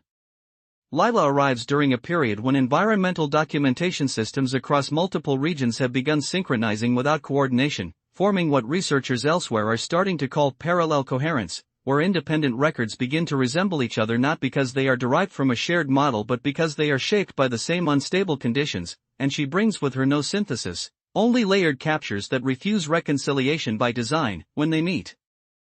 at the old barn that once served as a coordination hub, now repurposed as an open exchange shelter for passing crews and seasonal workers, their interaction is brief and focused, concerned with immediate conditions, soil fatigue in northern plots, delayed runoff patterns in eastern channels, the increasing unreliability of historical rainfall expectations, and Boone remarks that he no longer trusts any description of the land that cannot change faster than the land itself, while Lila responds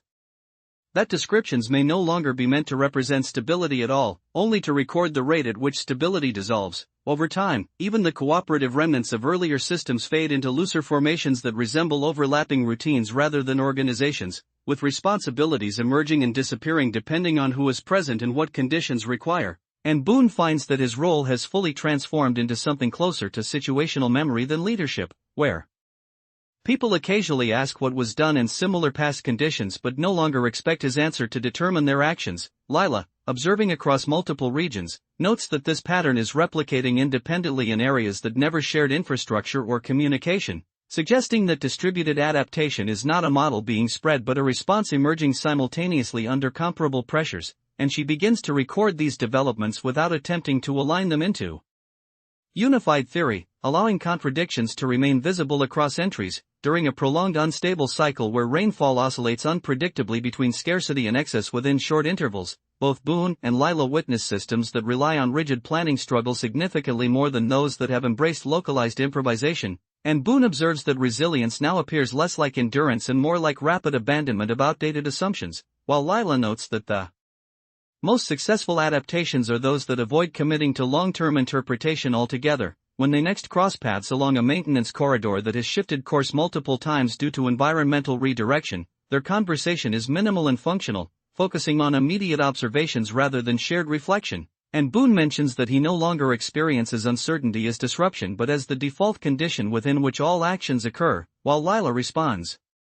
that uncertainty itself may no longer be the correct framing, since it still assumes a missing certainty somewhere in the background. They walk for a time without destination, observing how water systems, vegetation growth, and human activity now adjust in overlapping cycles that rarely repeat in recognizable patterns. And Boone notes that the idea of fixing anything has become less relevant than participating correctly in the moment of its imbalance, while Lila replies that even correctness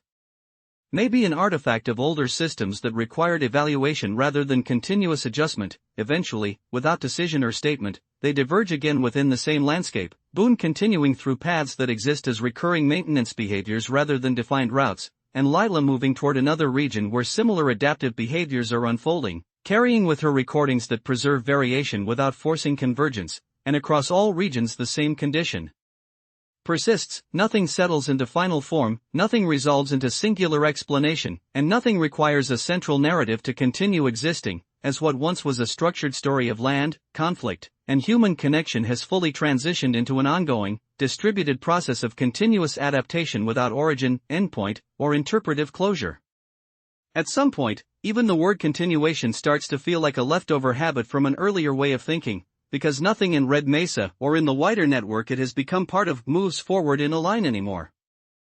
Instead, everything shifts in overlapping adjustments that only look like progression when viewed from a distance, and even that distance is unreliable, because perspective itself keeps being rewritten by local conditions. Boone experiences this most clearly during a stretch of work where a series of irrigation recalibrations occur across several clusters simultaneously, not because anyone coordinated them, but because soil readings and water behavior independently force similar responses, and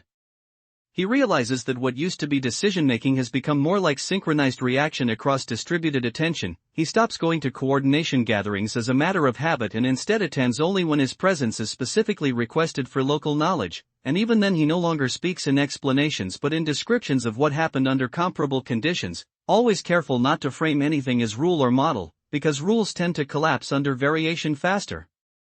than the land itself. Lila arrives during one of these periods with an archive expansion that now spans dozens of regions, and she no longer organizes it by location or time but by behavioral similarity under instability, grouping records based on how systems respond rather than where they occur. And she explains that this is the only way she has found to prevent the archive from falsely implying stability where none exists, when they meet at what used to be the central barn but is now just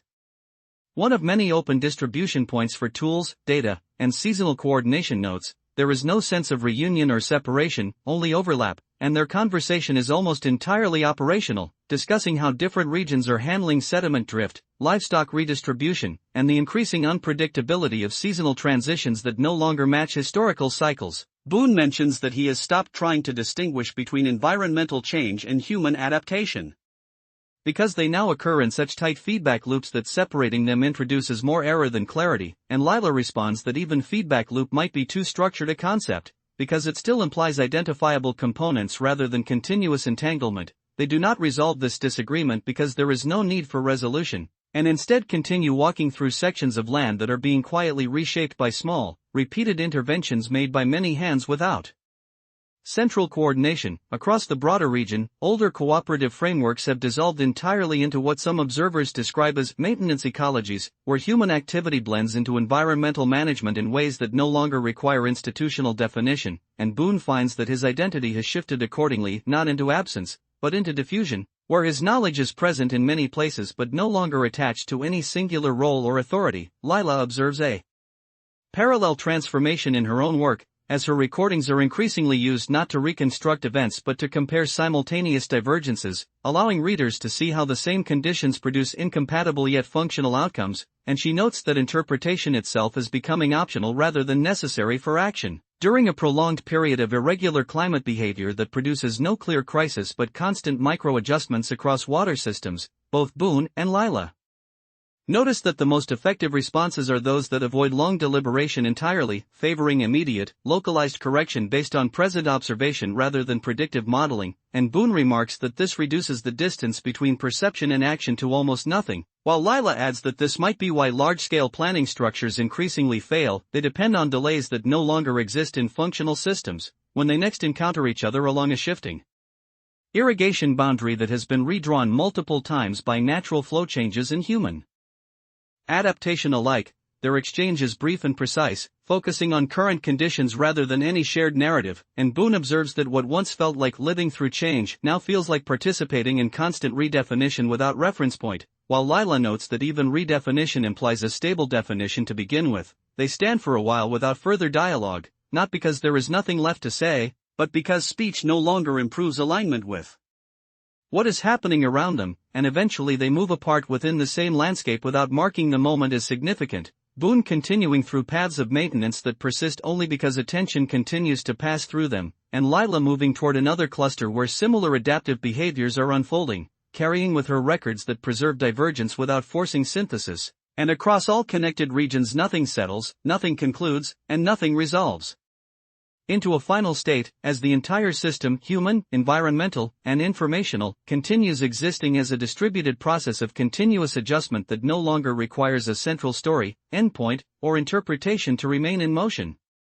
At a certain threshold of ongoing adjustment, even change ceases to function as a meaningful descriptor, because it implies a contrast against stability that is no longer reliably present anywhere in the system, and Boone recognizes this not as an intellectual conclusion but as a practical condition during a routine inspection where he realizes he cannot identify what, if anything, has shifted since the last cycle without first deciding which scale of observation to privilege, and that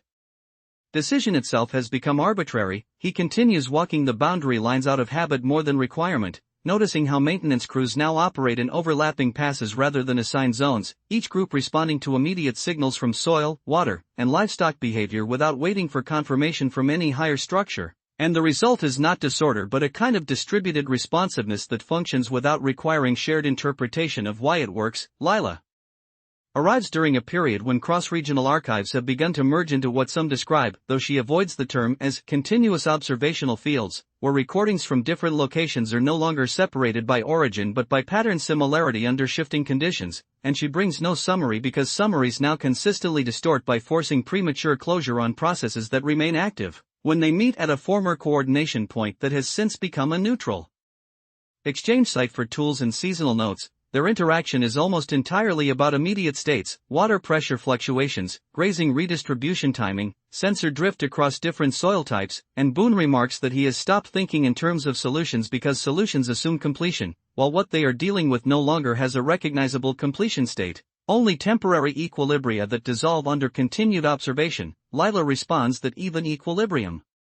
might be misleading, because it suggests a balance that can be measured rather than a pattern of constant compensation that never settles into a single form. Neither of them attempts to resolve this distinction, because resolution would imply extracting a stable definition from something that refuses to stabilize, and instead they continue moving through the landscape together for a time, observing how water channels, vegetation growth, and human activity now adjust in interdependent but non-hierarchical ways, each responding to local pressures without waiting for global alignment. Boone notes that younger workers no longer ask for instructions so much as for precedent under similar conditions, and even that request is becoming less frequent as experience is replaced by immediate situational reading, while Lila observes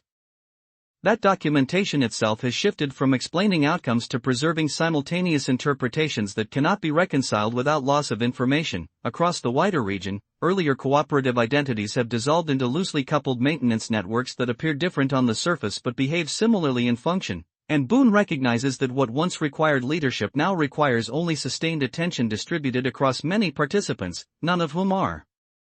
essential but all of whom are contributory in ways that cannot be centralized without reducing effectiveness. During a prolonged period of environmental irregularity that produces no singular crisis but continuous small-scale adjustments, both Boone and Lila observe that systems relying on fixed forecasting degrade in usefulness faster than those designed for immediate responsiveness, and Boone remarks that prediction has become less a tool for action and more a historical artifact of when the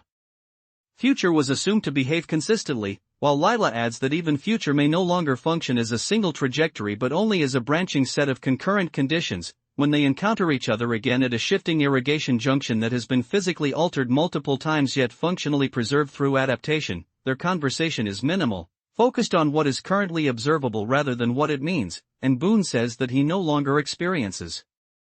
the land as something that changes over time but as something that continuously reconfigures without a baseline, while Lila responds that even baseline assumes a stillness that may not exist at any scale they are currently capable of observing. They remain there without extending the exchange, not because understanding has failed but because understanding no longer requires verbal consolidation, and eventually they move apart within the same active landscape, Boone continuing along maintenance routes that persist only because attention continues to pass through them, and Lila moving toward another region where similar adaptive patterns are unfolding, carrying with her layered records that preserve divergence without forcing convergence, and across all connected environments nothing concludes, nothing resolves into final structure, and nothing depends on a central narrative to remain functional, as the entire system persists as an ongoing, distributed process of continuous adjustment without endpoint, authorship, or singular interpretation. At this stage, even the idea of another continuation no longer feels like progression, but Boone still moves through the land because movement itself has become a kind of grounded attention, a way of keeping contact with what is happening without needing to define it. On one early cycle morning he finds a section of irrigation that has been subtly rerouted by a combination of sediment buildup and human adjustment, and instead of correcting it immediately he studies it for a long time, realizing that the new flow pattern distributes water more evenly than the old engineered channel ever did, not because it was designed better but because it emerged from many small, local corrections over time, none of which were aimed at a final form. That realization does not feel like insight so much as recognition of something that was always operating beneath intentional planning. Lila arrives during a convergence period where multiple regional archives begin independently flagging the same phenomenon. Systems are increasingly generating optimal local configurations without shared design, and she does not present this as theory but as parallel evidence streams that resist unification, because every attempt to compress them into a single explanatory model produces contradictions that are not errors but features of scale. When she meets Boone at what used to be a formal coordination barn but is now just an open shelter for tools, records, and seasonal notes, their exchange is almost entirely observational, and Boone remarks that he no longer believes in improvement as a directional concept, only in repeated adjustment that occasionally results in better fit, while Lila responds that even fit implies a stable environment to fit into, which no longer seems to exist in any consistent form. They do not pursue the argument because both understand that disagreement is now less about correctness and more about whether language can still carry shared structure at all. Across the broader region, maintenance networks continue to evolve into overlapping, non-hierarchical systems where decisions are made at the point of contact rather than through distribution from any center, and Boone notices that his role has fully dissolved into episodic consultation, where people only seek him out when conditions resemble past situations closely enough to make his memory useful, after which he becomes irrelevant again without friction. Lila, meanwhile, observes that her documentation network has stopped behaving like a record and started behaving like an environment of its own, where data streams influence future observation patterns in ways that are no longer strictly archival but participatory, and she accepts this without trying to restore separation between observer and system, during a prolonged period of unstable seasonal behavior where rainfall, heat, and soil response fluctuate in overlapping cycles that do not repeat cleanly, both Boone and Lila witness that the most resilient responses are those that avoid locking into any single interpretation of conditions, instead allowing multiple simultaneous operational approaches to coexist until local feedback naturally eliminates what no longer works. Boone remarks that this removes the need for consensus entirely, while Lila adds that consensus may have only ever been a temporary tool for slower environments that required synchronized delay. When they walk together again through a section of land that has been repeatedly reconfigured by both natural flow and human adaptation, their conversation is minimal, almost purely descriptive, and Boone notes that he no longer experiences uncertainty as a problem to solve but as the baseline condition of engagement, while Lila responds that even baseline suggests a stability that may no longer be meaningful at any scale they can observe. They do not attempt to reconcile this, and the silence between them is not absence but alignment with a shared inability to finalize meaning. Eventually, they separate again within the same landscape, Boone continuing along maintenance paths that exist more as habitual attention patterns than defined routes, and Lila moving toward other regions where similar adaptive behaviors are unfolding, carrying layered observational records that preserve contradiction without forcing synthesis, and across all interconnected systems nothing concludes, nothing stabilizes into final form, and nothing requires a central narrative or endpoint to remain operational, as what once was a structured story of land, people, and conflict has fully dissolved into an ongoing, distributed process of continuous adjustment that persists without origin, closure, or singular interpretation.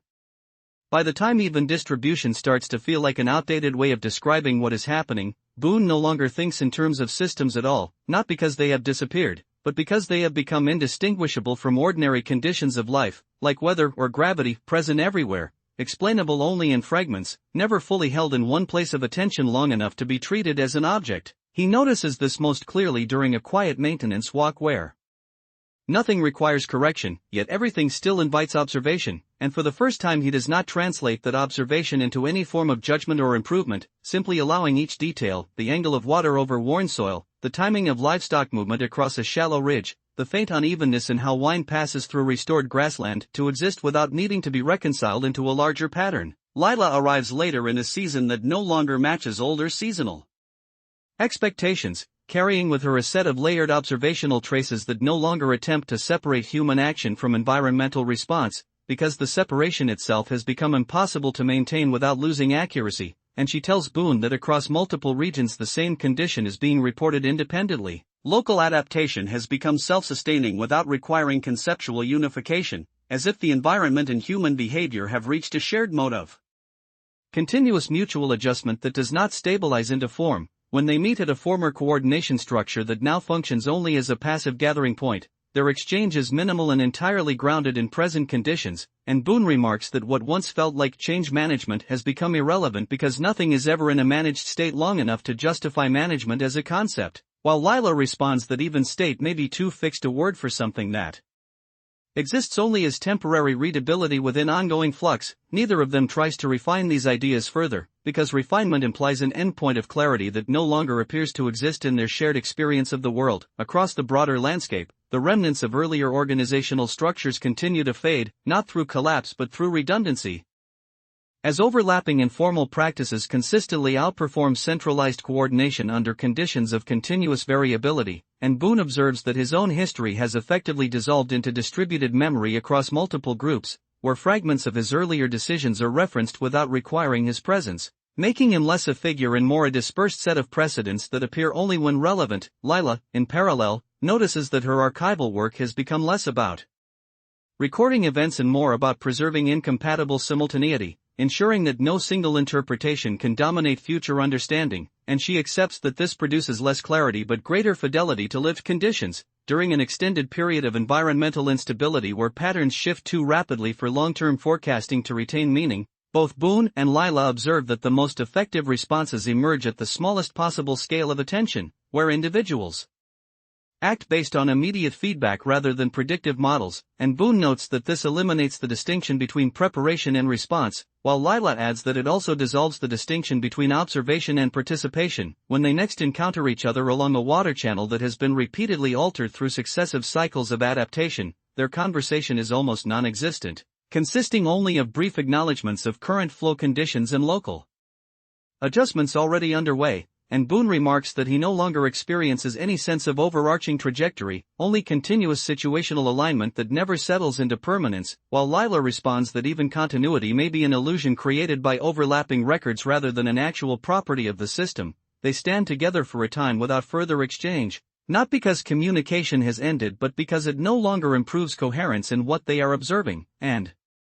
eventually they separate again within the same active environment, Boone continuing through maintenance patterns that persist as long as attention sustains them, and Lila moving toward other regions where similar adaptive behaviors are unfolding, carrying with her layered, non-collapsing records that preserve divergence without forcing synthesis, and across all connected regions nothing finalizes, nothing resolves, and nothing concludes, as the entire landscape, human, ecological, and informational, continues existing as an ongoing, distributed process of continuous adjustment without origin point, central authority, or final interpretive boundary. What eventually changes is not the landscape, nor the people moving through it, but the assumption that there must still be something left to explain beyond what is already being directly observed, and Boone comes to this realization during a routine walk that begins like any other but slowly loses the feeling of being part of a sequence. As if each step is no longer advancing a process but simply continuing contact with the ground in its current state, nothing dramatic happens, no event marks the shift, yet he notices that he is no longer mentally translating what he sees into systems, models, or outcomes, and instead experiences each element, soil moisture, wind direction, livestock spacing, water clarity, as complete in itself without needing integration into anything larger. Lila arrives during a convergence period where multiple regions independently report the same behavioral shift in their coordination networks, not a failure of systems but a reduction in their explanatory layer, where people continue to act effectively without maintaining shared conceptual frameworks to justify those actions, and she brings with her observational records that no longer distinguish between cause and effect as separate entries, because across all streams they are occurring too simultaneously to be meaningfully separated. When they meet at a structure that once served as a coordination center but now functions only as an open reference point for passing activity, their interaction is almost entirely descriptive, and Boone mentions that he no longer experiences decisions as points of divergence between alternatives, but as local responses that arise and dissolve without leaving a trace of branching intent, while Lila responds that even response may be an inherited framing from earlier systems that required identifiable initiators, which no longer consistently exist in the data they are observing. They do not pursue clarification because clarification itself now feels like an artifact of slower environments where interpretation had time to stabilize into narrative form. Across the broader region, what remains of earlier cooperative structures continues to fade not through breakdown but through absorption into everyday practice, as maintenance, observation, and adjustment become indistinguishable from ordinary activity, and Boone finds that his own presence is no longer required even for reference, as knowledge he once held personally now exists distributed across many individuals who never experienced him directly. Lila observes the same phenomenon in her archival network, where recordings are increasingly used not to reconstruct sequences but to explore simultaneous incompatible readings of the same moment, and she recognizes that the value of documentation has shifted away from explanation toward preservation of multiplicity. During a long stretch of environmental irregularity where seasonal patterns lose any stable recurrence, both Boone and Lila observe that effective adaptation now occurs at the smallest possible scale of immediacy, where actions are taken in direct relation to present conditions without reliance on generalized expectation, and Boone remarks that this eliminates the distinction between preparation and engagement, while Lila adds that it also dissolves the boundary between recorded and lived experience. When they next cross paths along a shifting irrigation corridor that no longer follows a fixed channel but adjusts continuously to microchanges in flow and terrain, their exchange consists only of brief acknowledgments of current conditions, and Boone notes that he no longer perceives time as a structure in which events occur but as a continuous field of variation without identifiable segmentation, while Lila responds that even time may be an interpretive convenience rather than a persistent feature of what they are observing. They remain together for a while without extending the conversation, not because there is nothing left to say but because speech no longer increases alignment with the conditions they are both already perceiving directly, and eventually they separate again within the same evolving environment. Boone continuing along maintenance paths that exist only as long as attention continues to trace them, and Lila moving toward other regions where similar patterns of distributed adaptation are unfolding, carrying layered records that intentionally preserve contradiction without forcing synthesis, and across all connected systems nothing resolves into final structure, nothing concludes into a definitive state, and nothing requires a central narrative or endpoint to persist, as the entire world they inhabit has fully transitioned into an ongoing, distributed process of continuous adjustment without origin, closure, or singular interpretation. At a point where even process begins to feel like too structured a word for what is happening, Boone stops using language internally as a way to organize what he sees, not because he has rejected it, but because it no longer arrives early enough to be useful before conditions change again. Instead, he finds himself acting first and noticing afterward, though even afterward is not quite accurate, because there is no clear separation between perception and response anymore, only a continuous unfolding of attention within immediate conditions. One morning he follows a faint irregularity in water spread across a field that would once have been labeled inefficiency, but now appears as a naturally forming redistribution pattern, and he realizes that the old distinction between designed and emergent behavior has dissolved into something that no longer supports classification without distortion. Lila arrives during a period when multiple regional observational networks independently begin reporting a similar phenomenon. Decision structures are no longer centralizing even temporarily, instead forming rapidly dissolving clusters of coordination that exist only as long as a specific condition requires them, and she does not interpret this as progress or decline, only as a consistent adaptation to sustained environmental variability that no longer stabilizes long enough to support durable frameworks. When they meet at what remains of a former coordination barn, now more of an open threshold space where tools, notes, and materials circulate without ownership, their exchange is minimal and strictly present tense, and Boone remarks that he no longer experiences systems as things that can be understood in full, only as partial alignments that appear and disappear depending on where attention is placed, while Lila responds that even understanding may have been an artifact of earlier conditions where stability made completion feel possible. Neither attempts to refine these statements, because refinement implies an expectation of convergence that no longer matches their lived observation. Across the wider landscape, what once were cooperative structures continue to fade into distributed maintenance behaviors, where individuals respond to immediate conditions without reference to overarching coordination, and Boone notices that his earlier identity as a central reference point has fully dissolved into occasional situational memory, invoked only when specific past conditions resemble present ones, after which it disappears again without residue. Lila observes a parallel transformation in her documentation work, where her recordings are increasingly consumed not as narratives but as overlapping reference layers that allow multiple incompatible interpretations to coexist without privileging any single one, and she recognizes that the role of documentation has shifted from explanation toward preservation of unresolved multiplicity. During an extended period of environmental irregularity where seasonal expectations fail to recur in any stable form, both Boone and Lila observe that effective adaptation consistently arises at the smallest scale of immediacy, where responses are generated directly from current conditions without reliance on predictive abstraction, and Boone remarks that this eliminates the separation between intention and action, while Lila adds that it also removes the distinction between observation and participation, since both now occur within the same continuous field of adjustment. When they next encounter each other along an irrigation pathway that has been repeatedly reshaped by both environmental flow and human response, their conversation consists only of brief acknowledgments of current conditions and local adjustments already underway, and Boone notes that he no longer experiences any sense of directional time, only layered variation without clear segmentation, while Lila responds that even variation may be a conceptual convenience imposed on something that does not inherently divide itself into units. They stand together for a time without extending the exchange, not because communication has ceased but because it no longer increases coherence beyond what is already directly perceived, and eventually they separate again within the same evolving environment, Boone continuing along maintenance patterns that persist only through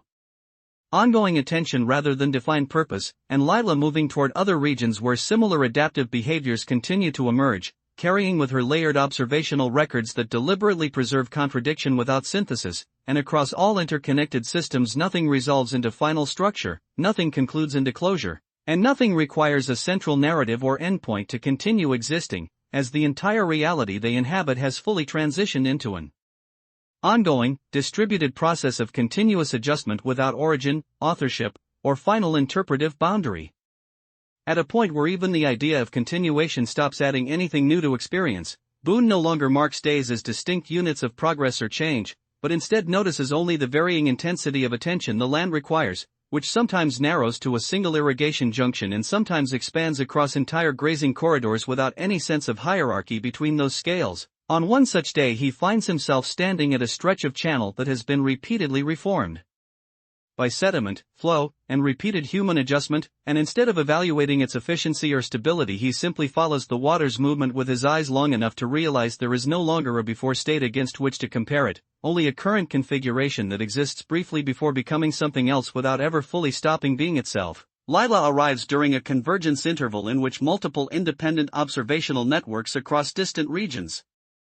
report a shared phenomenon, the gradual disappearance of stable interpretive layers in environmental data, meaning that analysts no longer converge on single explanations even when working from identical measurements, and she brings with her no attempt to resolve this but instead presents layered captures that explicitly preserve incompatible readings as equally valid expressions of the same conditions, when they meet at a former coordination structure that now functions only as an open circulation point for tools and records. Their exchange is almost entirely descriptive and immediate, and Boone remarks that he no longer experiences problems as things that need solutions but as conditions that periodically require localized adjustment, while Lila responds that even problem may be a residual concept from earlier environments that depended on delay between observation and action. Neither of them attempts to refine or conclude these thoughts because refinement presumes a stable endpoint of meaning that no longer appears to exist in their shared reality. Across the broader landscape, the remnants of earlier cooperative systems continue to dissolve into loosely coupled maintenance behaviors where individuals respond directly to immediate signals without reference to centralized interpretation, and Boone observes that his own history has become distributed across multiple groups as situational knowledge rather than personal authority, invoked only when relevant and otherwise absent without loss. Lila observes a parallel transformation in her archival practice, where her recordings are no longer treated as narratives of events but as overlapping fields of partial observation that can be navigated without ever needing to resolve contradiction, and she recognizes that this shift has made the concept of truth less a destination and more a transient alignment between perspectives, during a prolonged phase of environmental irregularity where seasonal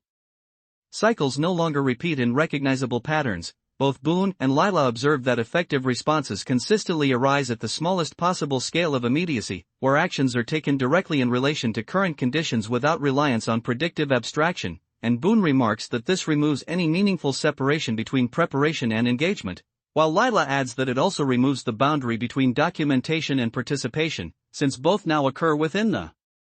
same continuous process of observation and response. When they next encounter each other along an irrigation corridor that has been repeatedly reshaped by both environmental forces and human adjustments, their conversation consists only of brief acknowledgments of current flow conditions and localized adjustments already underway, and Boone notes that he no longer perceives time as a structured sequence but as layered variation without stable segmentation, while Lila responds that even layered may impose an artificial structure on something that does not inherently organize itself into discrete forms. They remain together for a time without extending the exchange, not because communication has ceased but because it no longer increases alignment beyond what is already directly experienced, and eventually they separate again within the same evolving landscape. Boone continuing along maintenance patterns that persist only as long as attention sustains them, and Lila moving toward other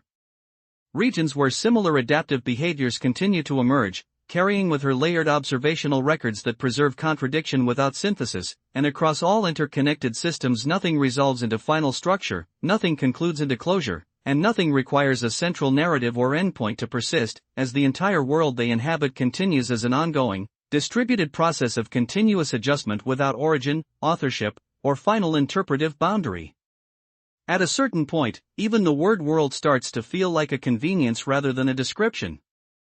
because it implies a bounded totality that can be held in mind, and Boone notices this not as an idea but as a limitation that appears whenever he tries to step back far enough to see everything, only to realize there is no position from which everything becomes visible without also becoming distorted. Instead, he stays close to what is immediately present, where irrigation flow, soil response, and animal movement no longer form a system in his thinking but simply coexist as concurrent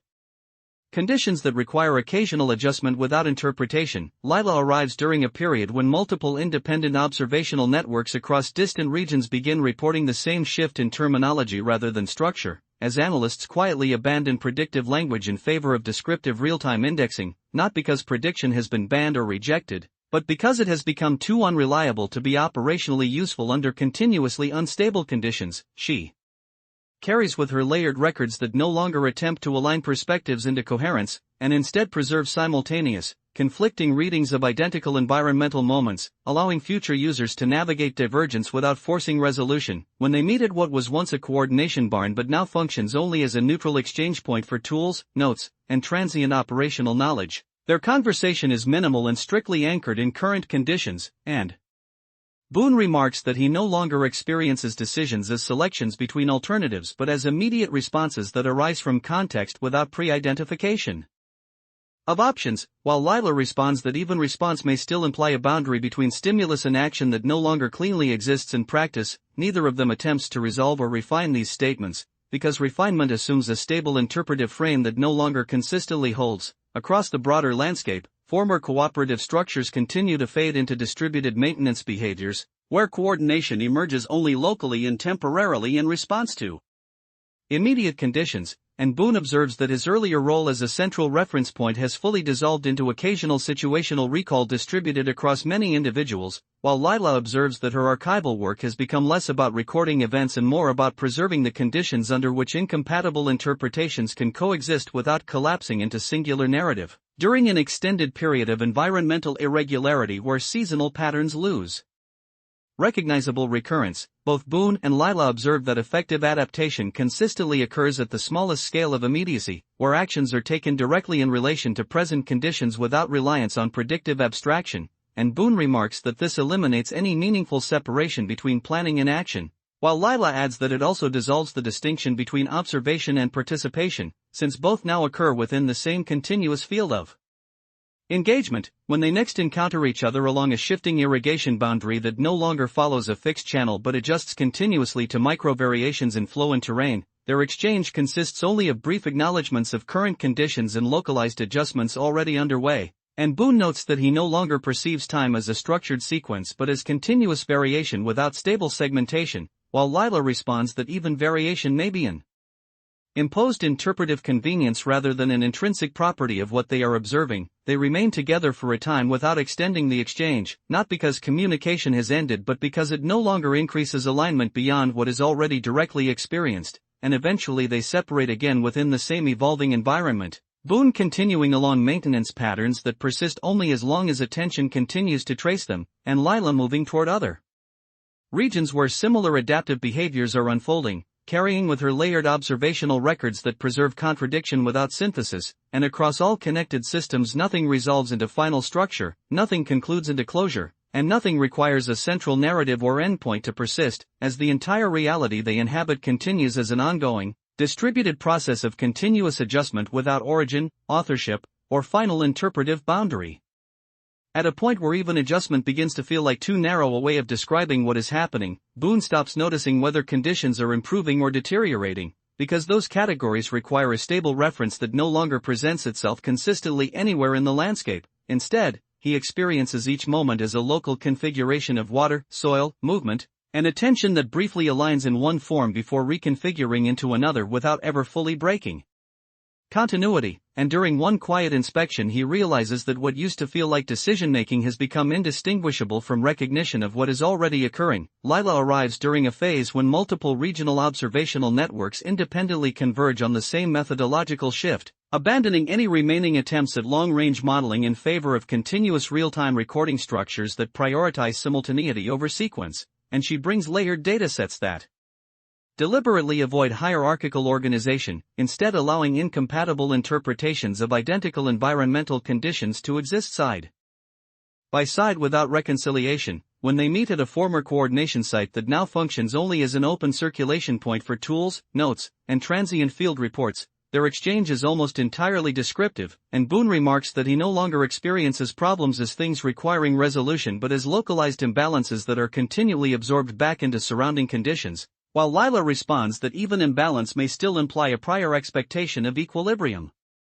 that no longer meaningfully exists in practice. Neither attempts to refine these statements, because refinement assumes the possibility of stabilizing meaning long enough for it to be captured, and that assumption no longer holds under the conditions they are both observing. Across the broader landscape, earlier cooperative structures continue to dissolve into distributed maintenance behaviors where coordination emerges only temporarily in response to immediate environmental pressures, and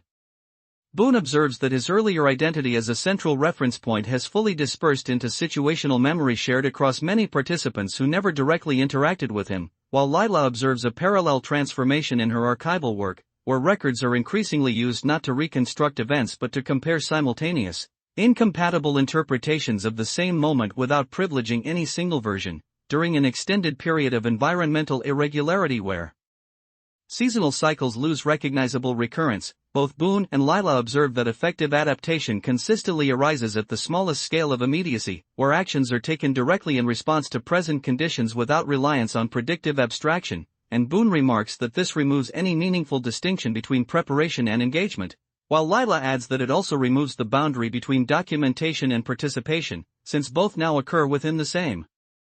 continuous field of observation and response. When they next encounter each other along an irrigation corridor that has been repeatedly reshaped by both environmental flow and accumulated human adjustment, their conversation consists only of brief acknowledgments of current conditions and localized modifications already underway, and Boone notes that he no longer perceives time as a structured sequence but as continuous variation without stable segmentation, while Lila responds that even continuous may impose an artificial coherence on something that does not inherently organize itself into persistence. They remain together for a time without extending the exchange, not because communication has ended but because it no longer increases alignment beyond what is already directly perceived, and eventually they separate again within the same evolving landscape. Boone continuing along maintenance patterns that persist only as long as attention continues to trace them, and Lila moving toward other regions where similar adaptive behaviors are unfolding, carrying with her layered observational records that preserve contradiction without synthesis, and across all connected systems nothing resolves into final structure, nothing concludes into closure, and nothing requires a central narrative or endpoint to persist, as the entire reality they inhabit continues as an ongoing, distributed process of continuous adjustment without origin, authorship, or final interpretive boundary. At a stage where even the phrase ongoing process begins to feel like an inherited habit of thinking rather than an accurate description, Boone notices that his attention no longer organizes itself around sequences at all, but instead settles into brief, local intensities that appear and dissolve without forming anything like a continuous narrative, and during one early inspection he realizes that he cannot meaningfully distinguish between what is being observed and the act of observing itself. Because both now occur in the same undivided moment of attention, Lila arrives during a period when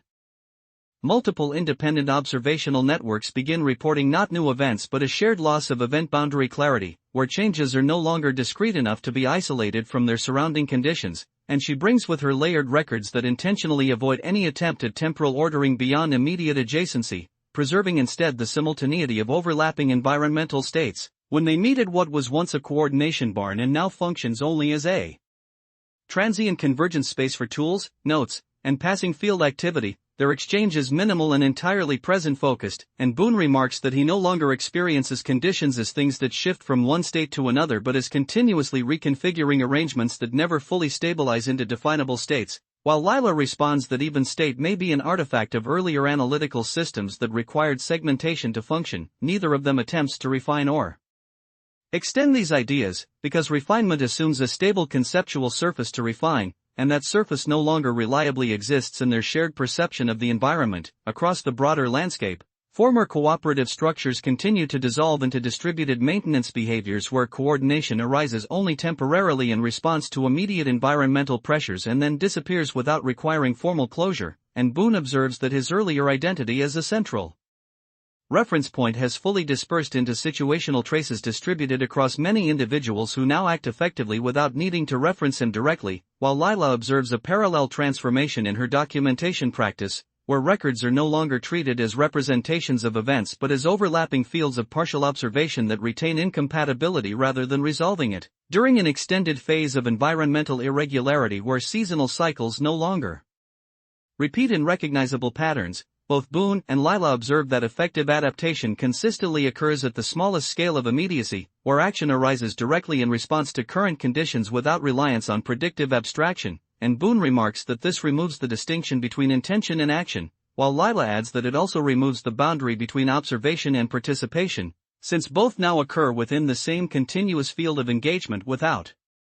separable phases. When they next encounter each other along an irrigation corridor that has been repeatedly reshaped by both natural flow and accumulated human adjustment, their exchange consists only of brief acknowledgments of current conditions and localized modifications already underway. And Boone notes that he no longer perceives time as a structured sequence but as continuous variation without stable segmentation, while Lila responds that even continuity may be an interpretive overlay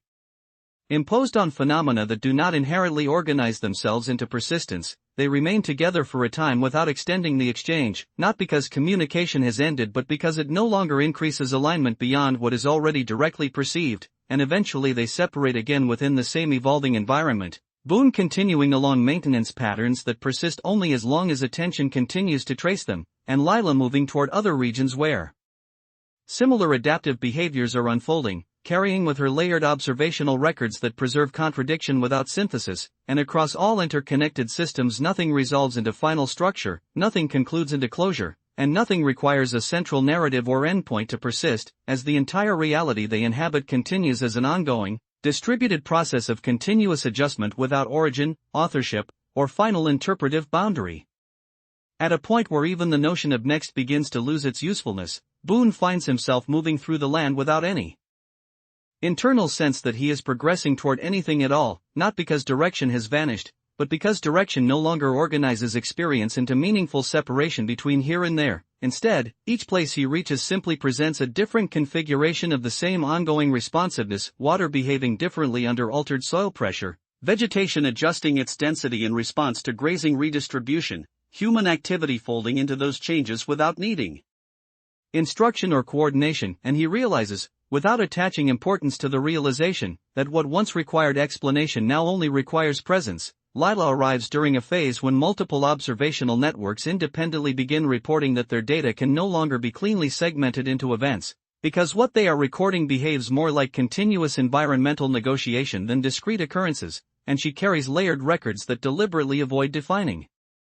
boundaries between cause, response, and adaptation, instead preserving them as overlapping expressions of a single inseparable field of activity. When they meet at what remains of a former coordination site, now indistinguishable from surrounding structures except for its continued use as a shared point of passing exchange, their conversation is reduced to immediate conditions, and Boone remarks that he no longer experiences actions as belonging to agents but as arising from situational demands that distribute themselves across whoever is present, while Lila responds that even arising may still imply a hidden origin that no longer appears necessary to assume. Neither attempts to refine these statements, because refinement presumes a stable conceptual surface that can be improved without collapsing, and such stability no longer presents itself reliably across the broader landscape. What once were cooperative systems have fully transitioned into distributed